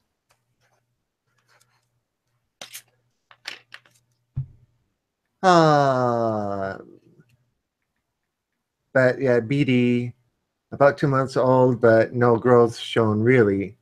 Yeah, I'm just going back to the stunted one. Dave went to sleep. Or at least his phone did. Yeah, I noticed that as soon as it went from his picture and it went to that picture that I'm looking at now.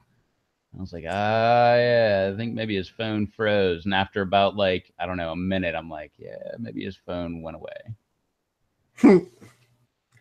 Yeah, so mine must change to a picture of peppers then, right? Yours?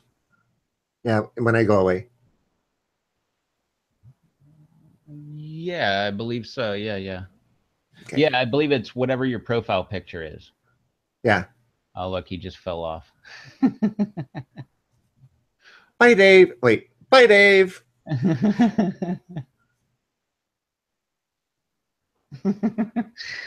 Oh, man.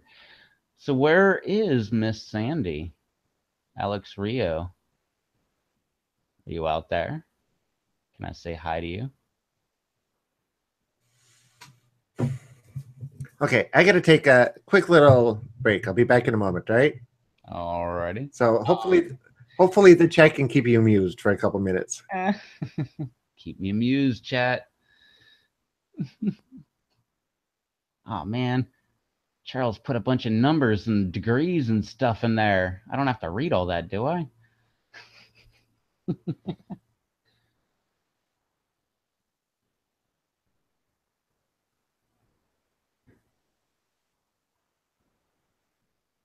Oh, man. And he went Celsius on me.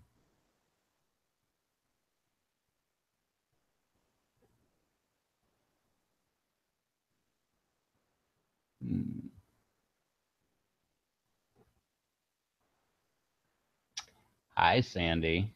I just saw that. What's going on, Sandy? Just being live over here. Dave fell off.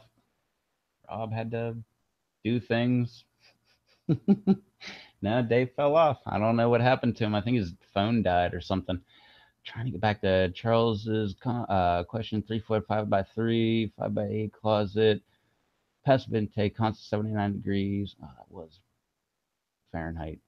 79 degrees. Humidity keeps fluctuating between 40 to 34. 40 with humidifier on constantly. Plant roughly 4 feet tall. Always sustaining 70 plus relative humidity before fruit. I'm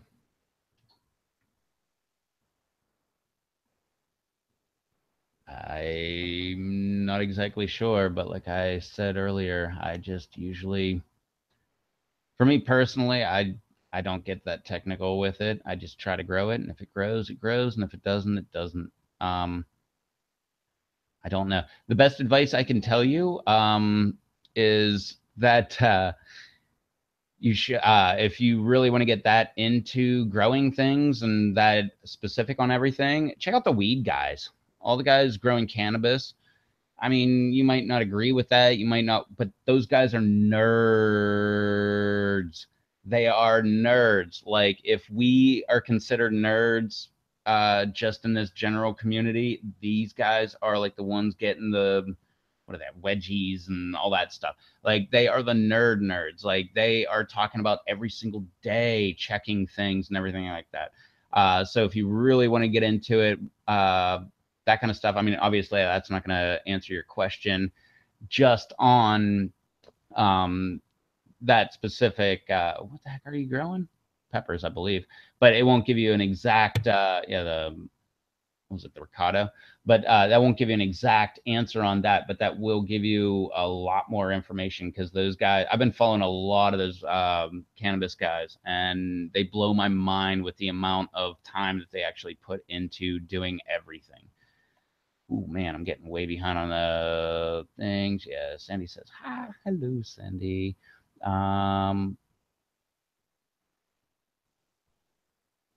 Whenever I do the 2-cup method, how long before I move into a bigger container? Usually once I get about, I don't know, about that much root growth on the bottom, that's me personally. And then I will just put it into a bigger container and let that go ahead and take off.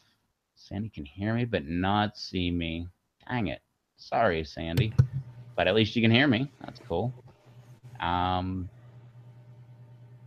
Mark says, well, at least we can hear Dave. I can't. Well, maybe I'm late on that comment. Or actually, I am because I still have way more comments to go, but I can't hear Dave. He's gone. Oh, look, Susan Garza. I don't hear Dave. Is he there? No. Dave is MIA. Too much tight. Never mind. Charles. Yeah, I know. That's the only good thing about being on this end is I can talk as much as I can, and it's so much easier than typing. I understand.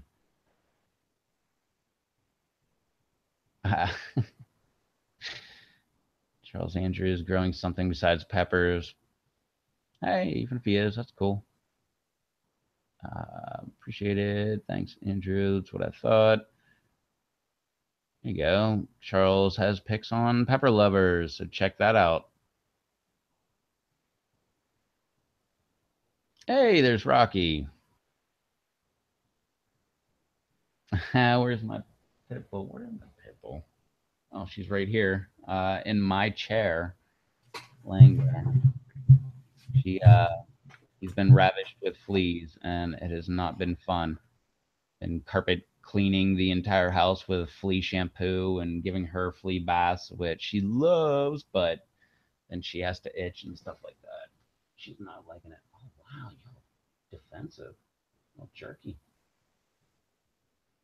I guess I would be when I'm dead asleep. She's got that look like, what's going on? What? What? Huh? Oh, okay.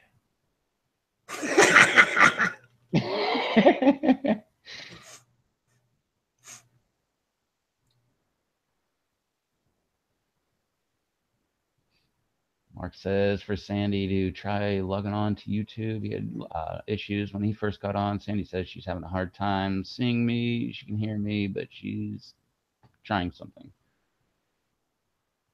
See that doggy? And we're not in presentation mode or anything like that, right?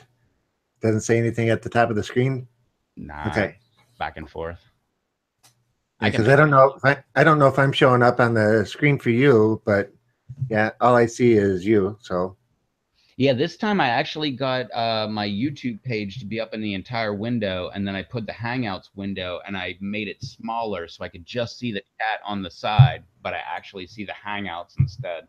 So I can't see how many thumbs up or anything like that we've got, but I can see how many viewers we've got, and I can see you and me live. Well, as live as it'll tell me. yeah, okay. I just moved it over to my other monitor. I can't read the chat from here, but yeah, I can see you and me switching. So that's good.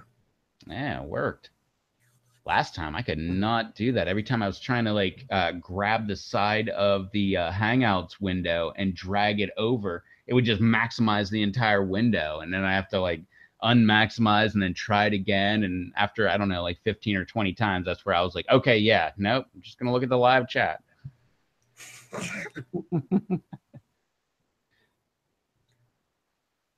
Move the screen back here to where it's supposed to be. I'd rather have it that way. That way I don't have to sit and look like this, you know? Sandy can't see the comments. Darn it. So would you like a new subject in which to speak of for a moment? Sure. Thanks, Mark. Thanks for letting me know you can see me. So you know how Monday we were talking about the pickle contest or the pickle challenge? Yeah. Went and bought a gallon of pickles, and I got 4 mason jars and split them all up, and 3 grams. 3 grams in each one. Hottest one is Scorpion. The weakest is the MOA Scotch Bonnet. I got the Bohemian Goat that will eat as well, but yeah, 5 different heat levels of pickles in 2 weeks. So 2 weeks from Sunday, so 17 days, whatever it is. We are going to film that in my shop and see what happens. That's gonna be great. Yeah, I thought about trying to do something like that live, but I don't think so, because I don't know how long people are going to have a cool down between the different levels of the pickles. But I'm thinking they don't need any. Oh yeah, we'll wait. As long as it's live, that's perfect. Yeah, I'm going to have to talk to them about it, but we got to let them sit for at least 2 weeks for the pepper to float on through. But yeah, it was fun doling out pickles this morning and putting the peppers in, and yeah. What if you take a fork and stab all the pickles, and that way the pepper powder can penetrate a little quicker? Maybe you could speed it up a week. That might be an idea, but I got the really thin 1/8-inch cut pickles, so I got the thinner cut ones. So thinking that might be more surface area. Oh, the chips. Yeah, the little crinkle cut slices. Yeah. So we'll see what happens here, but it should hopefully be interesting. That will be fun. Yeah. But it was 1 gallon. Well, it's going to be about 1.5 gallons total of pickles. But 1 gallon per 3 ounces. Well, that's 3 grams, but Or 3 grams. 3 grams per quart. Yeah, big difference. Yeah, 3 grams of powder per quart. Oh, okay. No, I thought you meant 3 grams per gallon. Oh no. Oh, okay. That's why I was like, I don't know. It just doesn't seem like a lot. The first batch we made with the goat, we were just testing, and it was 3 grams for the gallon of that, and it came out nice. So now it's 4 times more because it's 3 grams in a quart. And I weighed out each one to be exactly the same, exact same amount of brine, and exact same amount of pepper in each one. BZ asked if it was spicy dill or bread and butter. I believe you said spicy dill because you don't like bread and butter, right? You are correct. Yeah. And I said both should be made because you never know. Like when I was working, we had these barbecue wings and we had these hot wings, and I tried that with spicy sriracha and I tried it with lemon pepper. The hot wings were great with the lemon pepper, but the barbecue were actually really good with the sriracha. Huh. Rocky, a gram of pepper powder going for on the street. About 30 cents. I don't think anybody's buying that stuff. I give it all away, to be honest with you. Pepper Lovers Marketplace. Yeah. Now, if people send me a self-addressed stamped envelope, I'll send them out some if I have any on hand. But yeah, otherwise, I just give it all out. I'm not looking to make any money on it. Which, there you go, Rocky. You want to try some pretty hot stuff? Well, here you go. There's some ahi lemon drop. That stuff's pretty good, but not as hot as I thought. But I mean, it is ahi lemon.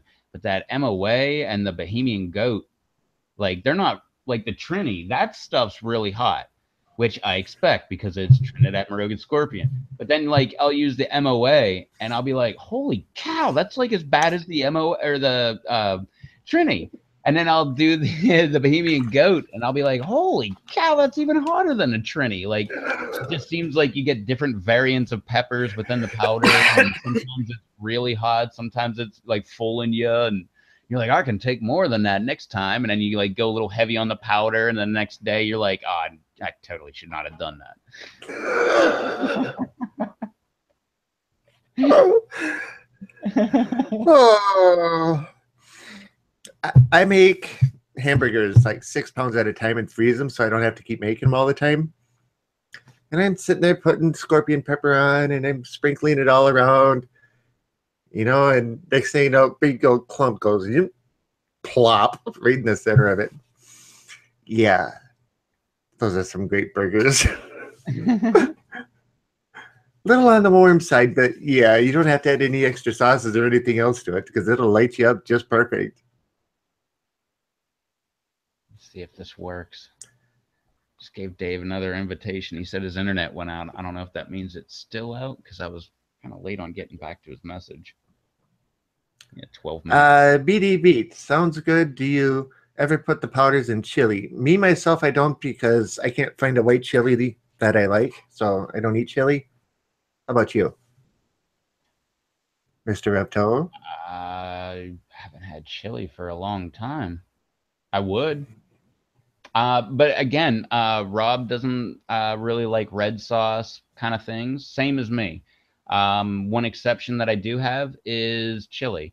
I don't know why, but maybe it's the chili powder in it or something. But I don't know. That's like one of the exceptions of tomatoes that I let into my diet. I mean, I really don't ever get chili, so I mean, it's not like it's in my diet, but I totally could go for a big bowl of chili right now.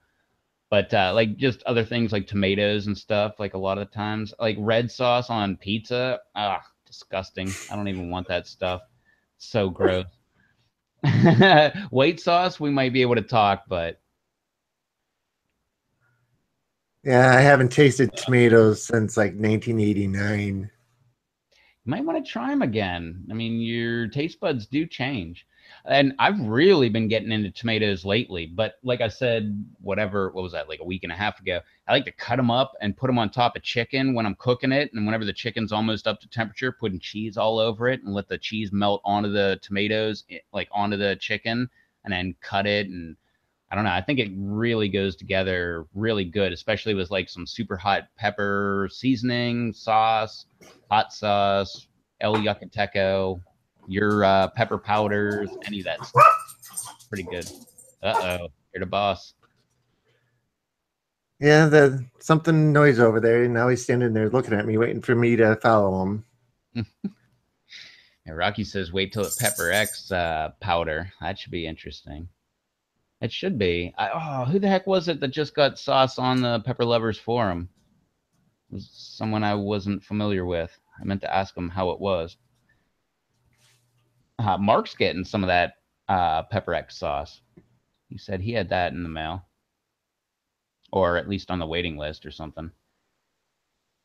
But yeah, that's weird. They said, what did he say? He was trying to.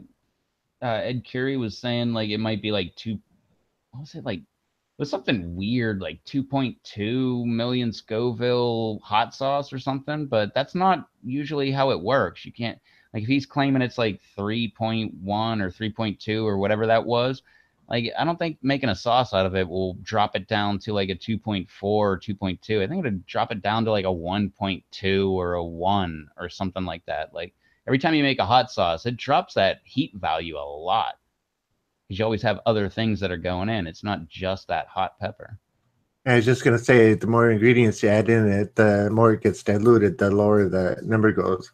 Exactly. Unless, of course, he's taking and just grinding the peppers up, or seeding them, grinding them up, and adding just enough vinegar into it, or just enough water into it to keep the numbers up there. But still, adding water is still going to dilute it down a bit. But I don't need to try something that hot.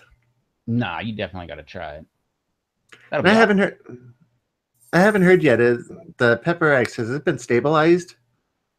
Yeah, I believe he's had that for like 10 years, Okay. something like that.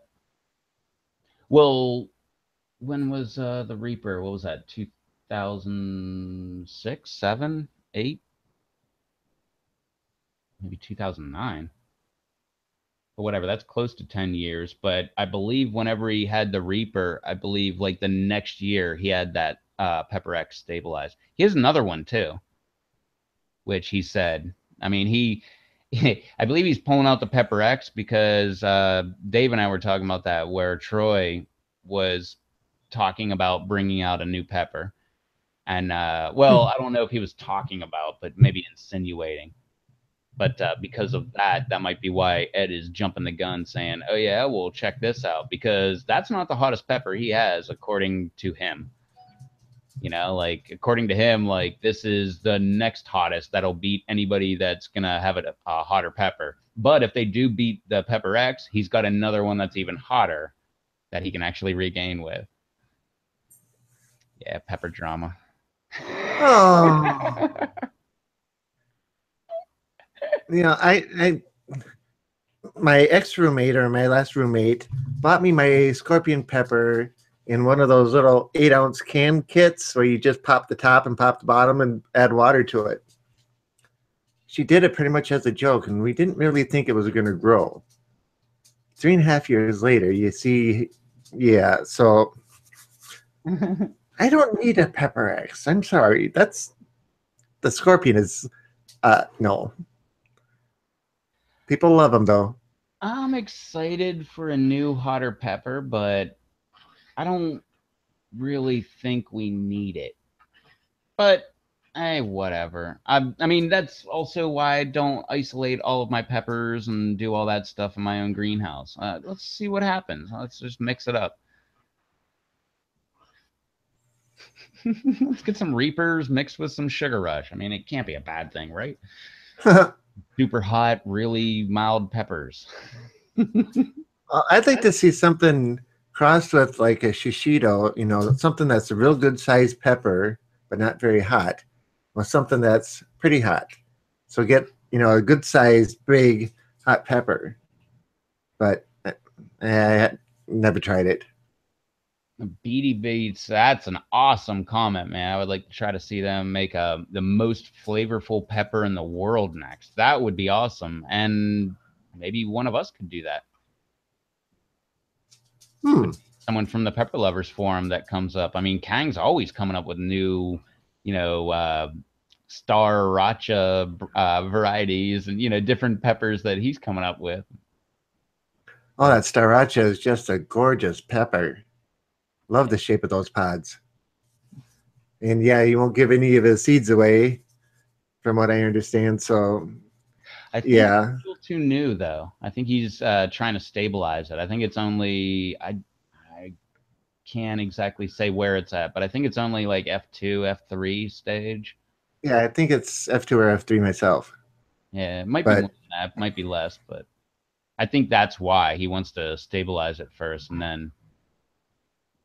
Yeah, but he wants it. He said in his one video, he doesn't give seeds away for them because he wants it all for himself. Well, I would too. Yeah, me too. Especially if it looks that good and tastes that good. You know, look, honey, look what I got. Nobody else in the world has one of these. Yeah. But then I don't blame him either. You drive that market up.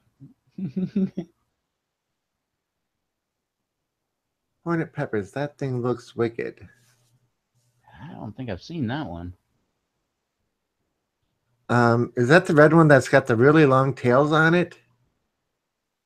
In one of the, it was either the last video or, no, not the last one, because the last one he was doing the melon. The one before that, he was walking out through the garden showing off a few things. I think he grabbed a red one, and it might have been that one that he called it. But it had like scorpion tails on it, but that were longer. I wonder if that's the one that he's referring to. I'm not 100% sure myself, but he says it was a few videos back. Okay. Yeah, if you can't tell, I watch all of King's videos too. He's another one that I guess I gotta just double check with him because I haven't seen a video from him for a while. And I've been noticing that with a lot of YouTube people that they just disappear off my subscription list. And whenever I find them again, I have to unsubscribe and resubscribe to them just to get them back. Like JT Bear, I've been following that guy forever. And just the last 2 weeks in a row, I've had to I found out his video came out on Sunday because I was waiting for it. It never came through my subscriptions. Somehow it came into my feed when I was, in the bottom right hand corner when I was watching videos. So I watched it, and then I had to unsubscribe to him and resubscribe because I wasn't getting anything that he was putting out. Okay, because King has put out like 3 videos in the last week or 10 days or so. Yeah, and so I probably need to unsubscribe and resubscribe to him then. yeah, because his What's That Pepper series. What's that? Yeah, what's that? Yeah, there you go. Yeah, you said it. Yeah, he just did one a few days ago. At least I think it was a few days ago. My time runs together, but yeah, it was just within the at least last week, he did another one of the What's That Pepper, and I forget what episode he's up to, but it's upper 30s, I think. I saw one like a week ago or something like that. So if he had 3 in the last 10 days, I definitely need to do that. That's Yeah, so he did it. annoying. I already subscribed to him. Why do I have to go seek him out and then unsubscribe and then resubscribe just to get his videos when I should be getting his videos in my subscription anyway? Yeah, he did a melon picking one this morning or this afternoon. So that was pretty entertaining watching it. And his nieces cut pepper. Not a pepper, a melon. Got peppers on the mind again.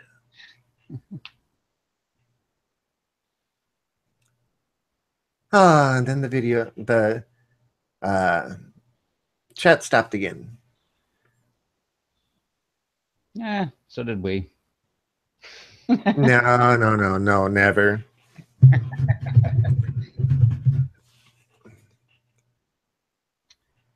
I don't know. I'm gonna have to go ahead and blame Dave. Yeah, probably. Blame the guy who's not here. Yeah, we can. Yeah. Exactly. Well, my scorpion is coming back to the point where again. What's up, Alex Rio? What's going on, Sandy?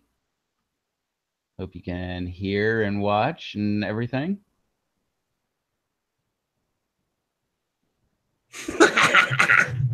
Yay, she's here. Not that I know who it is, mind you, but that's beside the point. It's Sandy from the Pepper Lovers community. Okay. I've just known her for years. Well, she was Sandy, and she changed her name to Alex Rio, and it totally messed with me. And for half a year, I didn't know who she was.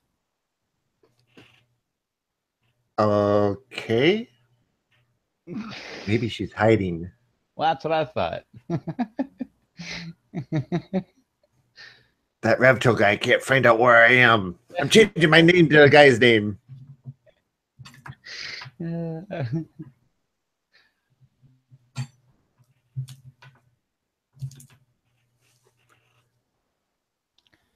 And the last I heard from Dave, his internet was still out. Yeah, it was 10 minutes ago. Yeah, but he's probably gone to bed. Oh, that's right. He didn't say anything about taking tomorrow off or anything, did he? Where he could sleep in? I don't think so. And, I mean, he is old, so.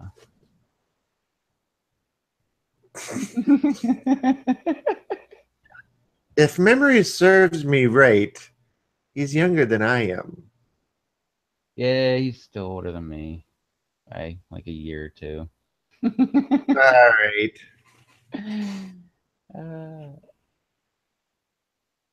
Who's on? Who's on first?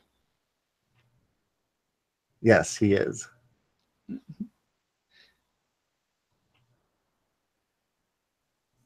Oh, there was something else I was going to say. He said something about getting the kitchen all arranged for doing his stuff up. Rents out a big place, or maybe the church kitchen or something. I don't know. I just thought that was an interesting statement. Like he's not doing everything in his house. He sounds like he's doing it somewhere industrial. Oh, well, he grows for Allegheny City Farm, so maybe going up there to his kitchen. There's a I don't possibility. know. I kind of wish his internet didn't go out. That way you could answer the question.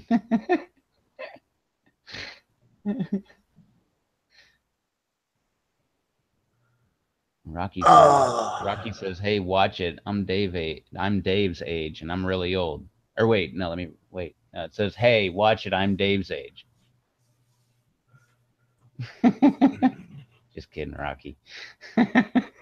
Dave is just in his late 40s. No, early. He what?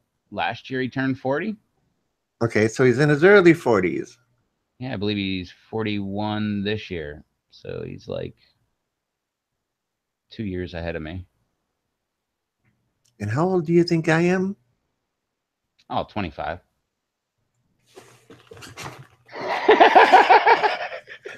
Just about fall over from that one. When anybody asks you how old they think you are, you just like, oh, 25. Like, it doesn't matter who it is. They're like, oh, you're such a sweetheart.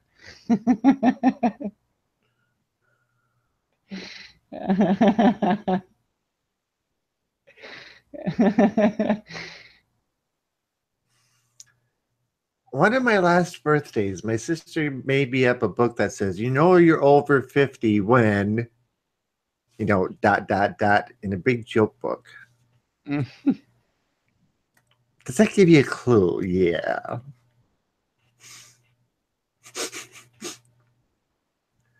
This isn't white. This is gray. You know.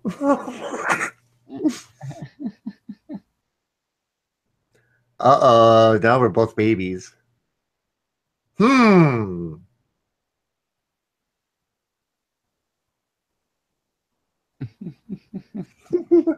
He's with us in spirit. You're always with us in spirit.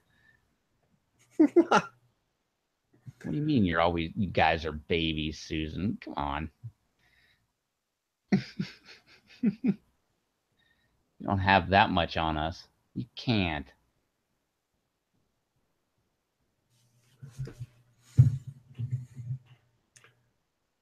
I don't know, but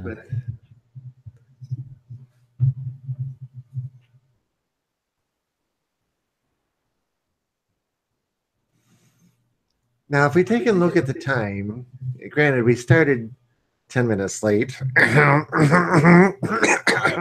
clue how that happened. I would never allow that on a production of my kind.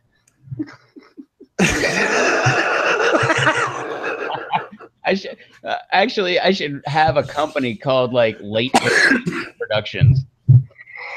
Oh. I just.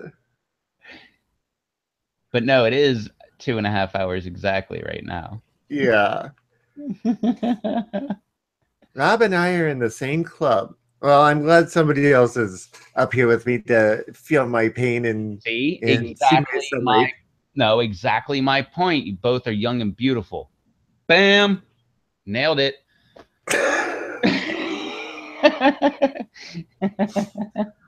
Oh. 25. Hey, you can be 25 and wise. This much is true. Normally, I guess It's to an my mid-30s. abnormality, but it can happen. It's that rare occurrence. That's why people talk about it. Yeah, normally people guess me in my mid-30s. Oh, apparently I look like I'm 19. Did you get carded for beer the other night? It was at the beginning of the summer, and I quit going to that store. I was so mad because I got the manager called over, and she was obviously like well older than me and knew that I was old enough. She's seen me in there for years, 17 years or something.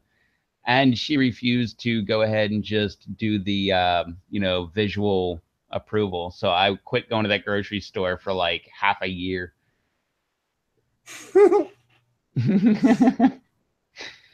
Tell you what, that gas station, every single person at that place knew my name. I never showed them my ID.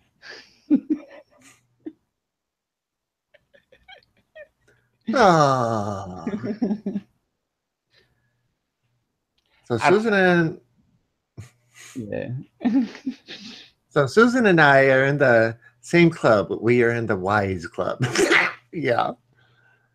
Uh, No, I don't look 19. That's why I was so mad. There's a big difference between me. I'm like double. If you take the age limit of cigarettes and you take the age limits of alcohol and you add them together, I'm still older than that. And whenever I asked them, like, they were like, "Do you have your ID?" And I was like, "No." And they're like, "Oh, we can't sell it to you." And I was like, "Oh, do I look like I'm 20?" And she was like, "No." And I was like, "Oh, so where's the problem?"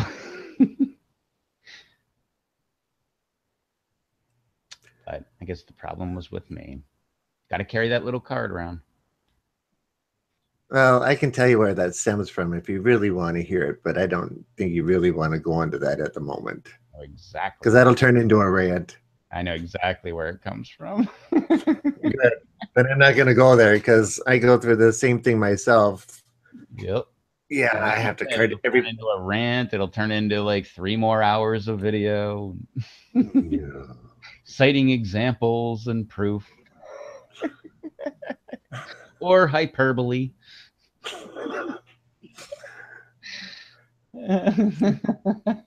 Uh, yeah, yeah.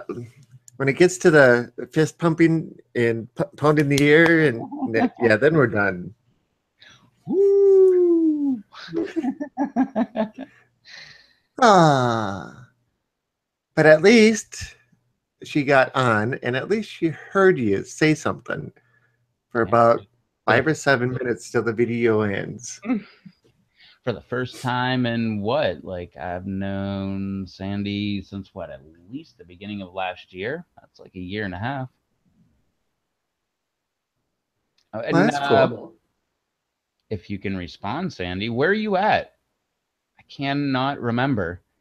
Because, like I said, when you change your name, I lost you, and it took me like 6 months to realize you changed your picture and your name at the same time.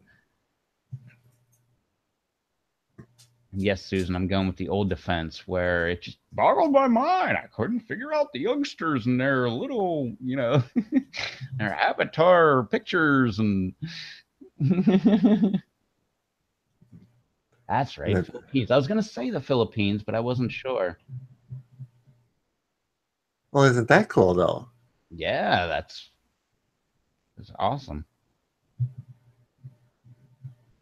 I thought it was the picture too. I don't know. Like I said, I'm getting old. Much love, none the same, or just the same. None the same. Nonetheless. Wait. Yeah.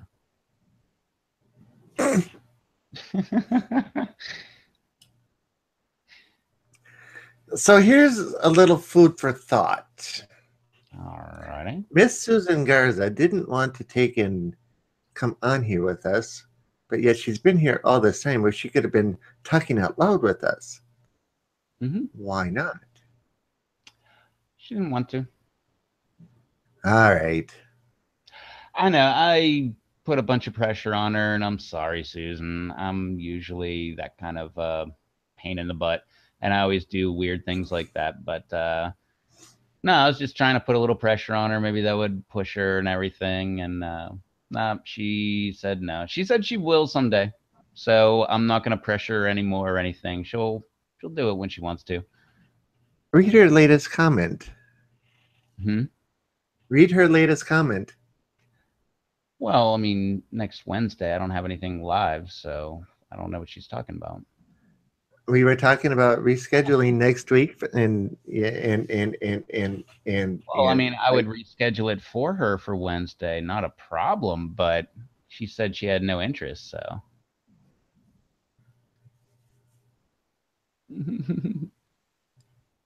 I know, exactly, Sandy. She never gives in to peer pressure. That's why I gave just a little bit of peer pressure, and then I just backed off and was like, hey, nope.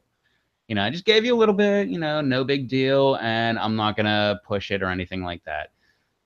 Because Yeah, well, yeah, I totally agree, Rocky. I mean, that's the whole thing I've been going at. She's the moderator of the Pepper Lovers community. Like everybody wants to hear from her. And that's why I even put up posts on the Pepper Lover community. Because I figured like everybody would be like, oh yeah, follow Susan, or I want to see Susan, and they would like give a little pressure. But even so, she said she's not giving in to the pressure. So whenever she's ready, I'm ready for her. So as soon as that point happens, she always has an open invitation here. So now that she knows, whenever she's ready, go for it. Actually, I told her, here's a little secret for everybody. Well, we got 8 viewers on here that I can see. Here's a little secret. For like 3 or 4 hours today before 10 o'clock, I just had massive butterflies just because we are going live. And I don't know if Rob wants to say that he did or not, or if he did or not, but no, I get that every single time I'm about to do a YouTube video or I'm going live or anything like that. It just totally messes with my mind. I want to sit in a corner and just like curl up in a ball and kind of shake for like 10 minutes before I go live or whatever. And I don't know, it tends to help. I used to do that before starting a video, but I got used to it, and this was another milestone, getting out and actually talking in front of people, and I've gotten used to it now, so I don't get butterflies. I sit here and I watch the Google Hangouts page, just waiting for the notice to come through, and I would look at the clock, and I look at the notice, and where is he? Where is he? Sitting in a You know, corner so I sit shaking, here and I wait. just sitting in a You know, corner those, shaking like, oh my God, they're going to hate me. and see, those extra 10 minutes that you do that, it gives me 10 minutes to sit and stare at a blank screen and just wait and be calm, And cool, meanwhile, you're and probably collected. there going, he hates me. He doesn't want me on this week. What the hell's going on?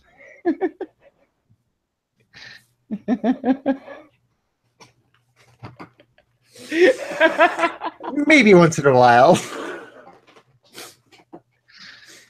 I really need to get on that courtesy text. Hey, going live in a little bit, buddy. Would you like me to send you reminders like every 2 minutes for the last hour beforehand? You need to be my agent.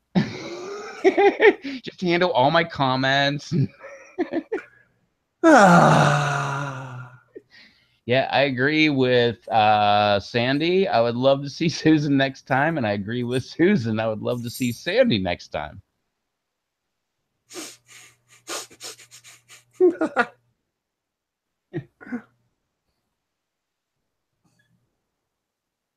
Don't have to be a moderator.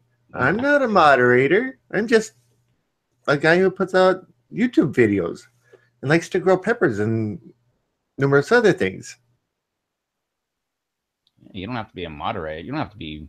That's the Sandy. If you're talking about the title of the YouTube video, that's the irony of it. Is none of us are famous YouTubers, and that's why I made the title that. Is because I think it's ironic that nobody's really famous. Well, Dave kind of is famous because he actually got recognized because of his YouTube videos. So we could kind of say that he's famous. But I'm pretty sure me and Rob have never been recognized. Oh, I don't want to speak for you, Rob, but well, I don't know. Maybe you have because you know people that have watched your videos. I'm like Yeah, super but they're already secret. friends of mine. Well, I'm super secret. I don't even tell my friends what my YouTube channel is. They got to find it on their own. I only tell the internet. That's probably like my worst marketing skill. You'd be surprised how many of my shop pepper updates I do, that there's 4 or 5 other people in the shop sitting there basically sequestered so that I can shoot my video. So it's kind of hard to not let my friends know that I'm doing it when I'm doing it right in front of them. See, you're already like levels above me. Like I can't shoot video. I shot a video. I wish I knew which one it was because you could probably hear my voice change whenever I noticed. But I was shooting a video. It was I don't know. I think it was a hot tub aquaponic garden months ago. And my mom was outside of my greenhouse, and I noticed her after I was shooting. I'm in the middle of it, and all of a sudden I was like, and just totally threw me off. Like I'm not good with other people in front of me when I'm shooting videos. When I'm like, I'll be out shooting videos of my vehicle, like out front, and people pull into the main driveway where there's like 5 houses, and like they're going to the 5th house down, and I'll just shut up and like hang on, and that's how you'll see my video like cut and like, okay, well now we're back and we're doing something, and that's why someone was looking at me. I got uncomfortable. Well, I've been doing I've done a couple of the updates at home, and the neighbors are standing out behind me, listening to me while I'm doing it. You know, they're being polite and being quiet and everything else. But yeah, standing behind me, wait for me to kill the camera. That was good. Thanks. See, I've had them stare at me, but I've just kind of fought through it. But they never said anything afterwards, so I just kind of played it off like, well, they didn't hear. They didn't see the camera. They didn't hear me. They were just wondering why I was walking around the front yard. Well, I got a big cool Canon Coolpix, I think it's Canon, but a Coolpix L830 camera, which is bright red, and then I've got a big bright red gimbal that sits underneath it. So when I go walking out into the yard, you know I got a camera going. So most of the neighbors will just be quiet. So you got LA30. I got XP. What is it? 70, 90. That's pretty small. Yeah, it's waterproof and sandproof and all kind of different proof. Shockproof. Waterproof to 10 feet, or no, 33 feet. Shockproof to 5 foot. It says it has Wi-Fi. That doesn't work. And it's sandproof. I don't know how the heck they do that. The microphone's like all covered up, and I don't know. But no, XP 70. Yeah, 70. They got a Cool. new one that just came out, and instead of 33 feet, I think it's like 50, and instead of shockproof to 5 feet, I think it's like 10 or something like that. But it costs like an extra $100 or something. But this thing, I got this really cheap too. I went to Walmart and saw it, and it was like $300 or whatever. So I went on Amazon or no, maybe it was eBay, whatever. I went somewhere online, and it was like, I don't know, like $78 or $90. That's not bad. So Rob's on Pepper Lover Community, aren't you? my username is Rob ROBB space Z as in zebra. I have a bunch of different posts and I make comments here and there. But yeah, I've been on there for not a whole long time, but yeah, I've been on for a while.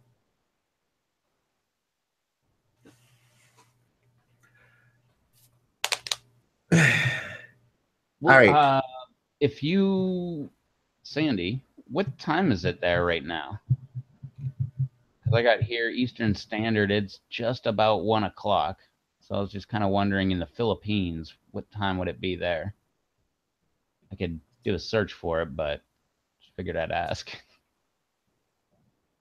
I just found out Norway is 6 hours ahead of us because Christopher Brandonsdahl, the guy who is going to be heading up the bonsai contest on Pepper Lovers, he said he wanted to be on, and I was like, yeah, I was late to get into his comment, but I'm like, yeah, come on tonight.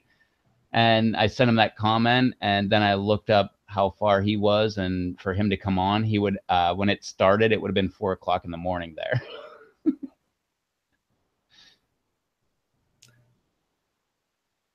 Yeah, it's probably 10, 11 o'clock in the morning for her. Well, Philippines, what is it? Uh, Sydney, I believe that's 13 hours ahead of us, ahead of me. So if it's 1 o'clock, that should be what, 2 o'clock in the afternoon? Okay. Because I know Shenzhen, China is 11 hours ahead of me. So if it's midnight, it's 11 a.m. there. And I'm thinking north south, the Philippines aren't too far off from that area. But then again, I never was a geography buff. How do you Oh, like that? 12:57 p.m. look at that. No, she's exactly 12 hours behind me. She says it's Mm-hmm. 12:57 there, it's 12:57 here.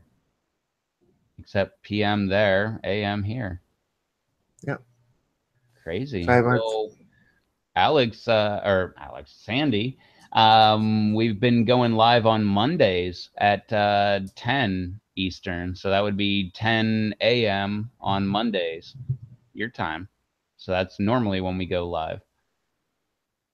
Except for when we have exceptions, like apparently next weekend or next week on Wednesday, apparently we're going live with Miss Susan.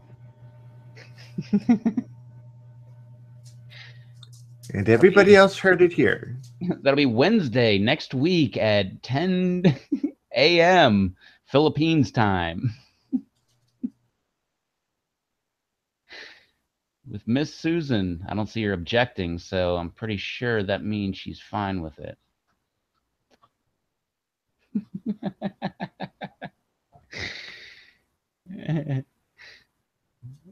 Didn't she just say she was transplanting plants? Yeah. She's probably like knocking plants over trying to get to the keyboard. I didn't say that. Oh, it is Thursday her time, not Wednesday her time. For Sandy. All right. Yeah, it'll be Thursday morning for her, not Wednesday morning. But I'm sure she figured that out. Hopefully. It's still boggling my mind. I'm thinking this is like some kind of physics or something kind of degree you need to get that one. I thought I had time zones down until she said that. Now that just boggled my mind. I'm gonna have to like sit down with a pen and paper and like do some math. I thought I had it there for a minute. When she said Thursday, that just blew my mind. Goes that way. Yeah, because you look at you've been in Thursday for an hour. I just turned to Thursday. Think of it as a race going around the world. Oh yeah, so it's Thursday at 10 or 1 o'clock p.m. There. Okay. Dang. No, that's a good point. Race around the world. That's a good one. Yeah, every time zone switches the day when it's midnight. She says, "I'm from the future." You are. Uh-huh. It just boggles my mind when it's New Year's. Like you get a New Year's like way before we do. We're just sitting around like waking up, and meanwhile you're already New Year'sing it up. Yeah, doesn't make sense, but I said it. Yeah, there's a few people I talk to in Shenzhen, and I always have to wait till about this time of day to talk to them. You know, because when I'm up during the day, they're sleeping. So yeah.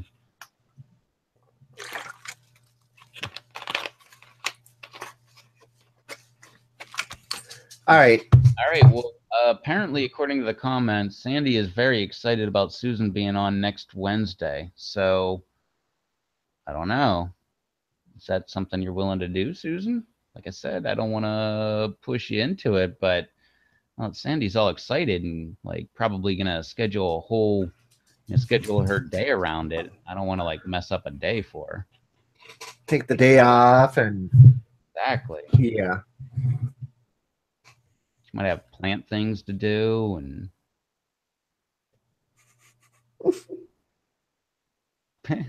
that being said, no pressure.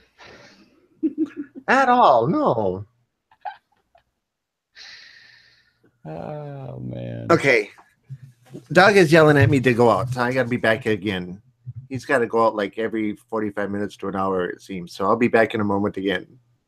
Okie dokie.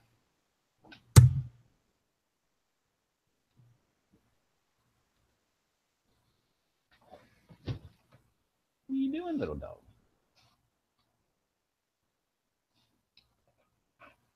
There you go, Miss Susan. Sandy said she'll put everything on hold just to see you on the live stream. But like I said, no pressure. The Pookie Bear. Come here. Go that way. Go. Down. Down. Can you come over here? Aw, come here. Little Pookie. What's up, buddy? In the screen.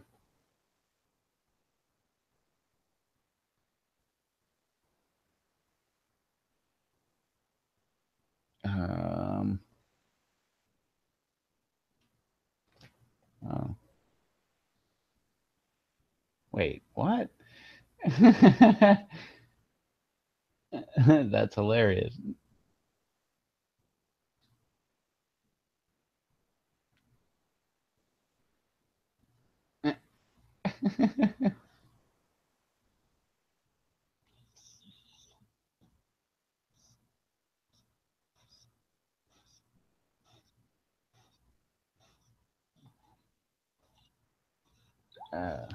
That day, right?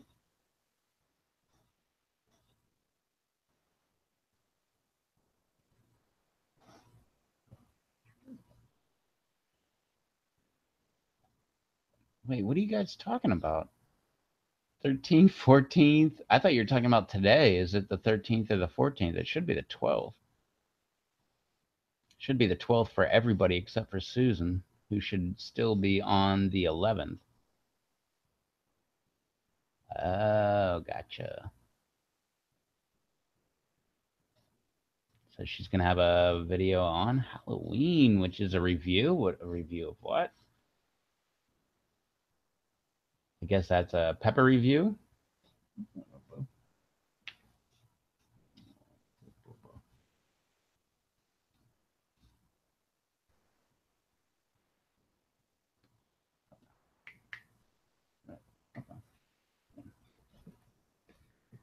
Really hot. Ooh.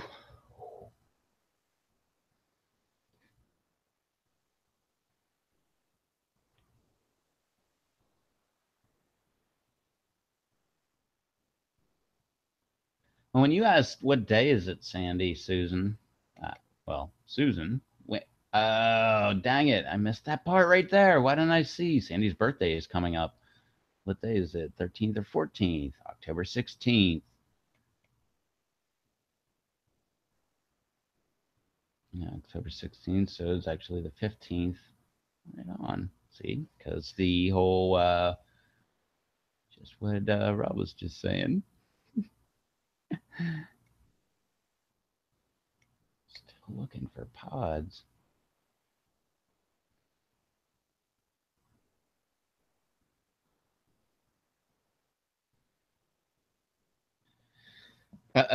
My mind just totally spaced there because for some reason I thought because I'm on this side of the globe and the whole way around on the other side is the Philippines, for some reason I thought that meant it was below the equator, but it's not.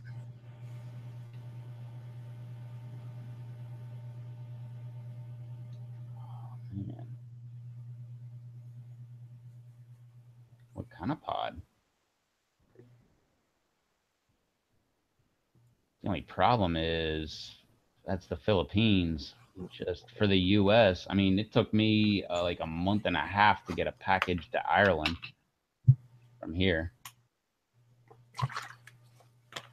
Try mailing something to Russia sometime. Could see that about, I don't know, I think pretty much everything except for like Canada and South, like maybe Mexico or Latin America. I think pretty much everything beyond that is about the same. A long time. I mailed 2 bags of potato chips to a friend of mine in Russia. It took 2.5 months for those 2 bags to get there. By the time they got there, it was potato dust. And she loved every spoonful of it. She sent me a Pepsi can and a Coke can written in Russian. Nice. I thought that was pretty cool. It is. I love Russian people. They're I great. don't have an issue with them. I worked with a bunch of them for the last bunch of summers. They're they're just like Americans. They're exact. I mean, almost all humans are the exact same. I mean, you get cultural differences and stuff, but man, these Russian kids I work with this year, they were hilarious. As a matter of fact, the funniest thing, I don't think I said this, but the funniest thing I have heard all year was this one little Russian chick. She's like 20 years old, like just small little Russian chick. She barely ever talked. I mean, she talked to me, but she barely did because she was like insecure about her English, even though she was awesome with her English. But one day she grabbed it was the end of the night, and she grabbed a broom. She's starting to clean up.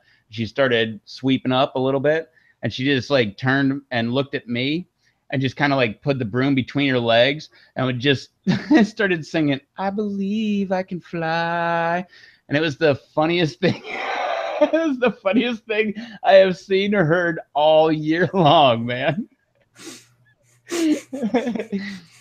Bring it on, America. Where are you at with your funny comments? That was a good one. Especially because she really didn't talk to me. Just that she just popped out with that. It just blew my mind, man. The same girl, she I actually had a conversation with her in Russian, even though I don't speak Russian, which was like my highlight of the summer. She told me in English to like go do the tips. I was like, oh, okay. And like I didn't hear her because I'm half deaf. So, but she doesn't know that I know a few extra Russian words. She only knows that I can speak a couple Russian words. So she tells me to go do the tips. And I just looked at her and I was like, "Что?" And she just like, her face like lit up. And like she understood exactly what I was doing. And I just like went over and started doing it anyway. And she just looked at me and was like, "Nichiwa," which is pretty much like I said, "What?" And like went over and did what she said. And then she was like, "Nothing." And it was the funniest thing I've ever heard because like I don't speak Russian, but we actually had a conversation where we both like it wasn't my language, but we both understood what was going on. It was, I don't know, it was like the funniest thing that happened to me all summer. That, and they had this one Russian song that they really liked. So I went home and Googled it. And if you really want to know what this song is, if you look up mushrooms, ice melting, that's the song. And it should come up with like a bunch of Russian words and stuff. Listen to the song. I love it. It's great, man. That's why I said I love Russians, because I love listening to the we won't talk about you, Susan. As long as you meet with us next week. That'll be next week. Wednesday. That'll be Thursday at 10 a.m. Philippine time. Yeah, Philippine time. Good night, Susan. Later, But Susan. yeah, we need to cut this. I got a couple things I got to do, and I got to hit it myself. Yeah, and Susan just hit you up on Hangouts, so you just got a new friend. I will look when I get off here. But thanks. I love talking to Susan. She's awesome. But yeah, if you want to check out this song, but yeah, just to finish my little song or my story here. I looked up the song, I looked up the words in English and everything, and it's like ice is melting between us, blah, blah, blah, blah, blah. So like when the song was playing the next day at work, I just went over after the song was over and was like, why was he saying the ice is melting between us? And just like left that at that, like I was a dumb American, and it just blew one of their minds. She's subscribed to me on YouTube, Valentina. What's up? Blew her mind, but yeah, I just looked up the words on YouTube. Didn't really learn Russian, but she thought I did for a second. Gotcha, girl. But anyway, yeah, go check out Susan on Hangouts. Go check out Susan on Pepper Lover Community. She's over there. She's the moderator, the awesome, almighty moderator. Well, I shouldn't say almighty. That makes her sound mean or like ultimative or something. But no, she's awesome over there. She is the great Pepper Lovers Community moderator. Check her out on the Pepper Lovers Community, which is about to hit 10,000 subscribers very, very shortly. It was like 9934, I believe, when we went live. Cool. Don't forget to check out Rob Z, ROBB space Z on YouTube, on Google Hangouts, Pepper Lovers Community. Yeah, I use the same name everywhere. I try to do the same thing. Instagram, Twitter, YouTube. Rocky Harris says, later, guys. Great webcast. Go subscribe to Rocky Harris. Go check that guy out. He's always on the Pepper Lovers Community. I can't remember a post that I put on Pepper Lovers that he did not comment on. He's an awesome guy. And Sandy, go subscribe to her. She's in the Philippines. Exactly, I'm going to remember this now. Exactly 12 hours off of me, but a day ahead. Mm-hmm. So we'll be back live next Monday at 10 o'clock p.m. Eastern time. If you guys want to hang out, if you got any questions or anything like that, feel free to And join if you us. want to see us get into some pain, Yeah, make some suggestions. If you looked in, saw any of my super hot peppers, if you want to see me eat any of those things, go ahead and make a suggestion and I'll turn you down. you'll turn us down. I'll oblige. Yeah, I don't know if our boxes are going to be the same, but if they are, oh boy, I kind of hope I they have are. a challenge coming on. I hope they are the same. I'm really not into trying to get too hot this year. But that being said, whatever. The people demand it. People demand it. That's what we'll do. Dave, Grown at Home in WV. Dave S and WV on Google Plus. Grown at Home in WV. Make sure you subscribe to his YouTube channel. Follow him on Google Plus. He was also here tonight. I had Troll Forge lined up. He didn't show up, but he's probably doing date night. Was he trying to get that done Monday when he came on? So hopefully he got that done. And yeah. Anyway, I'll leave it to you, Rob. You got anything else to say? I think I got all the plugs in there. How about, hey, night. That'll work. Alrighty. All right. Thank you all for See you hanging later, out. bud. Yeah, man. Thank you all for hanging out with me, and I'll catch you all later. Later on, man. Take it easy, Rob. Yep, bye.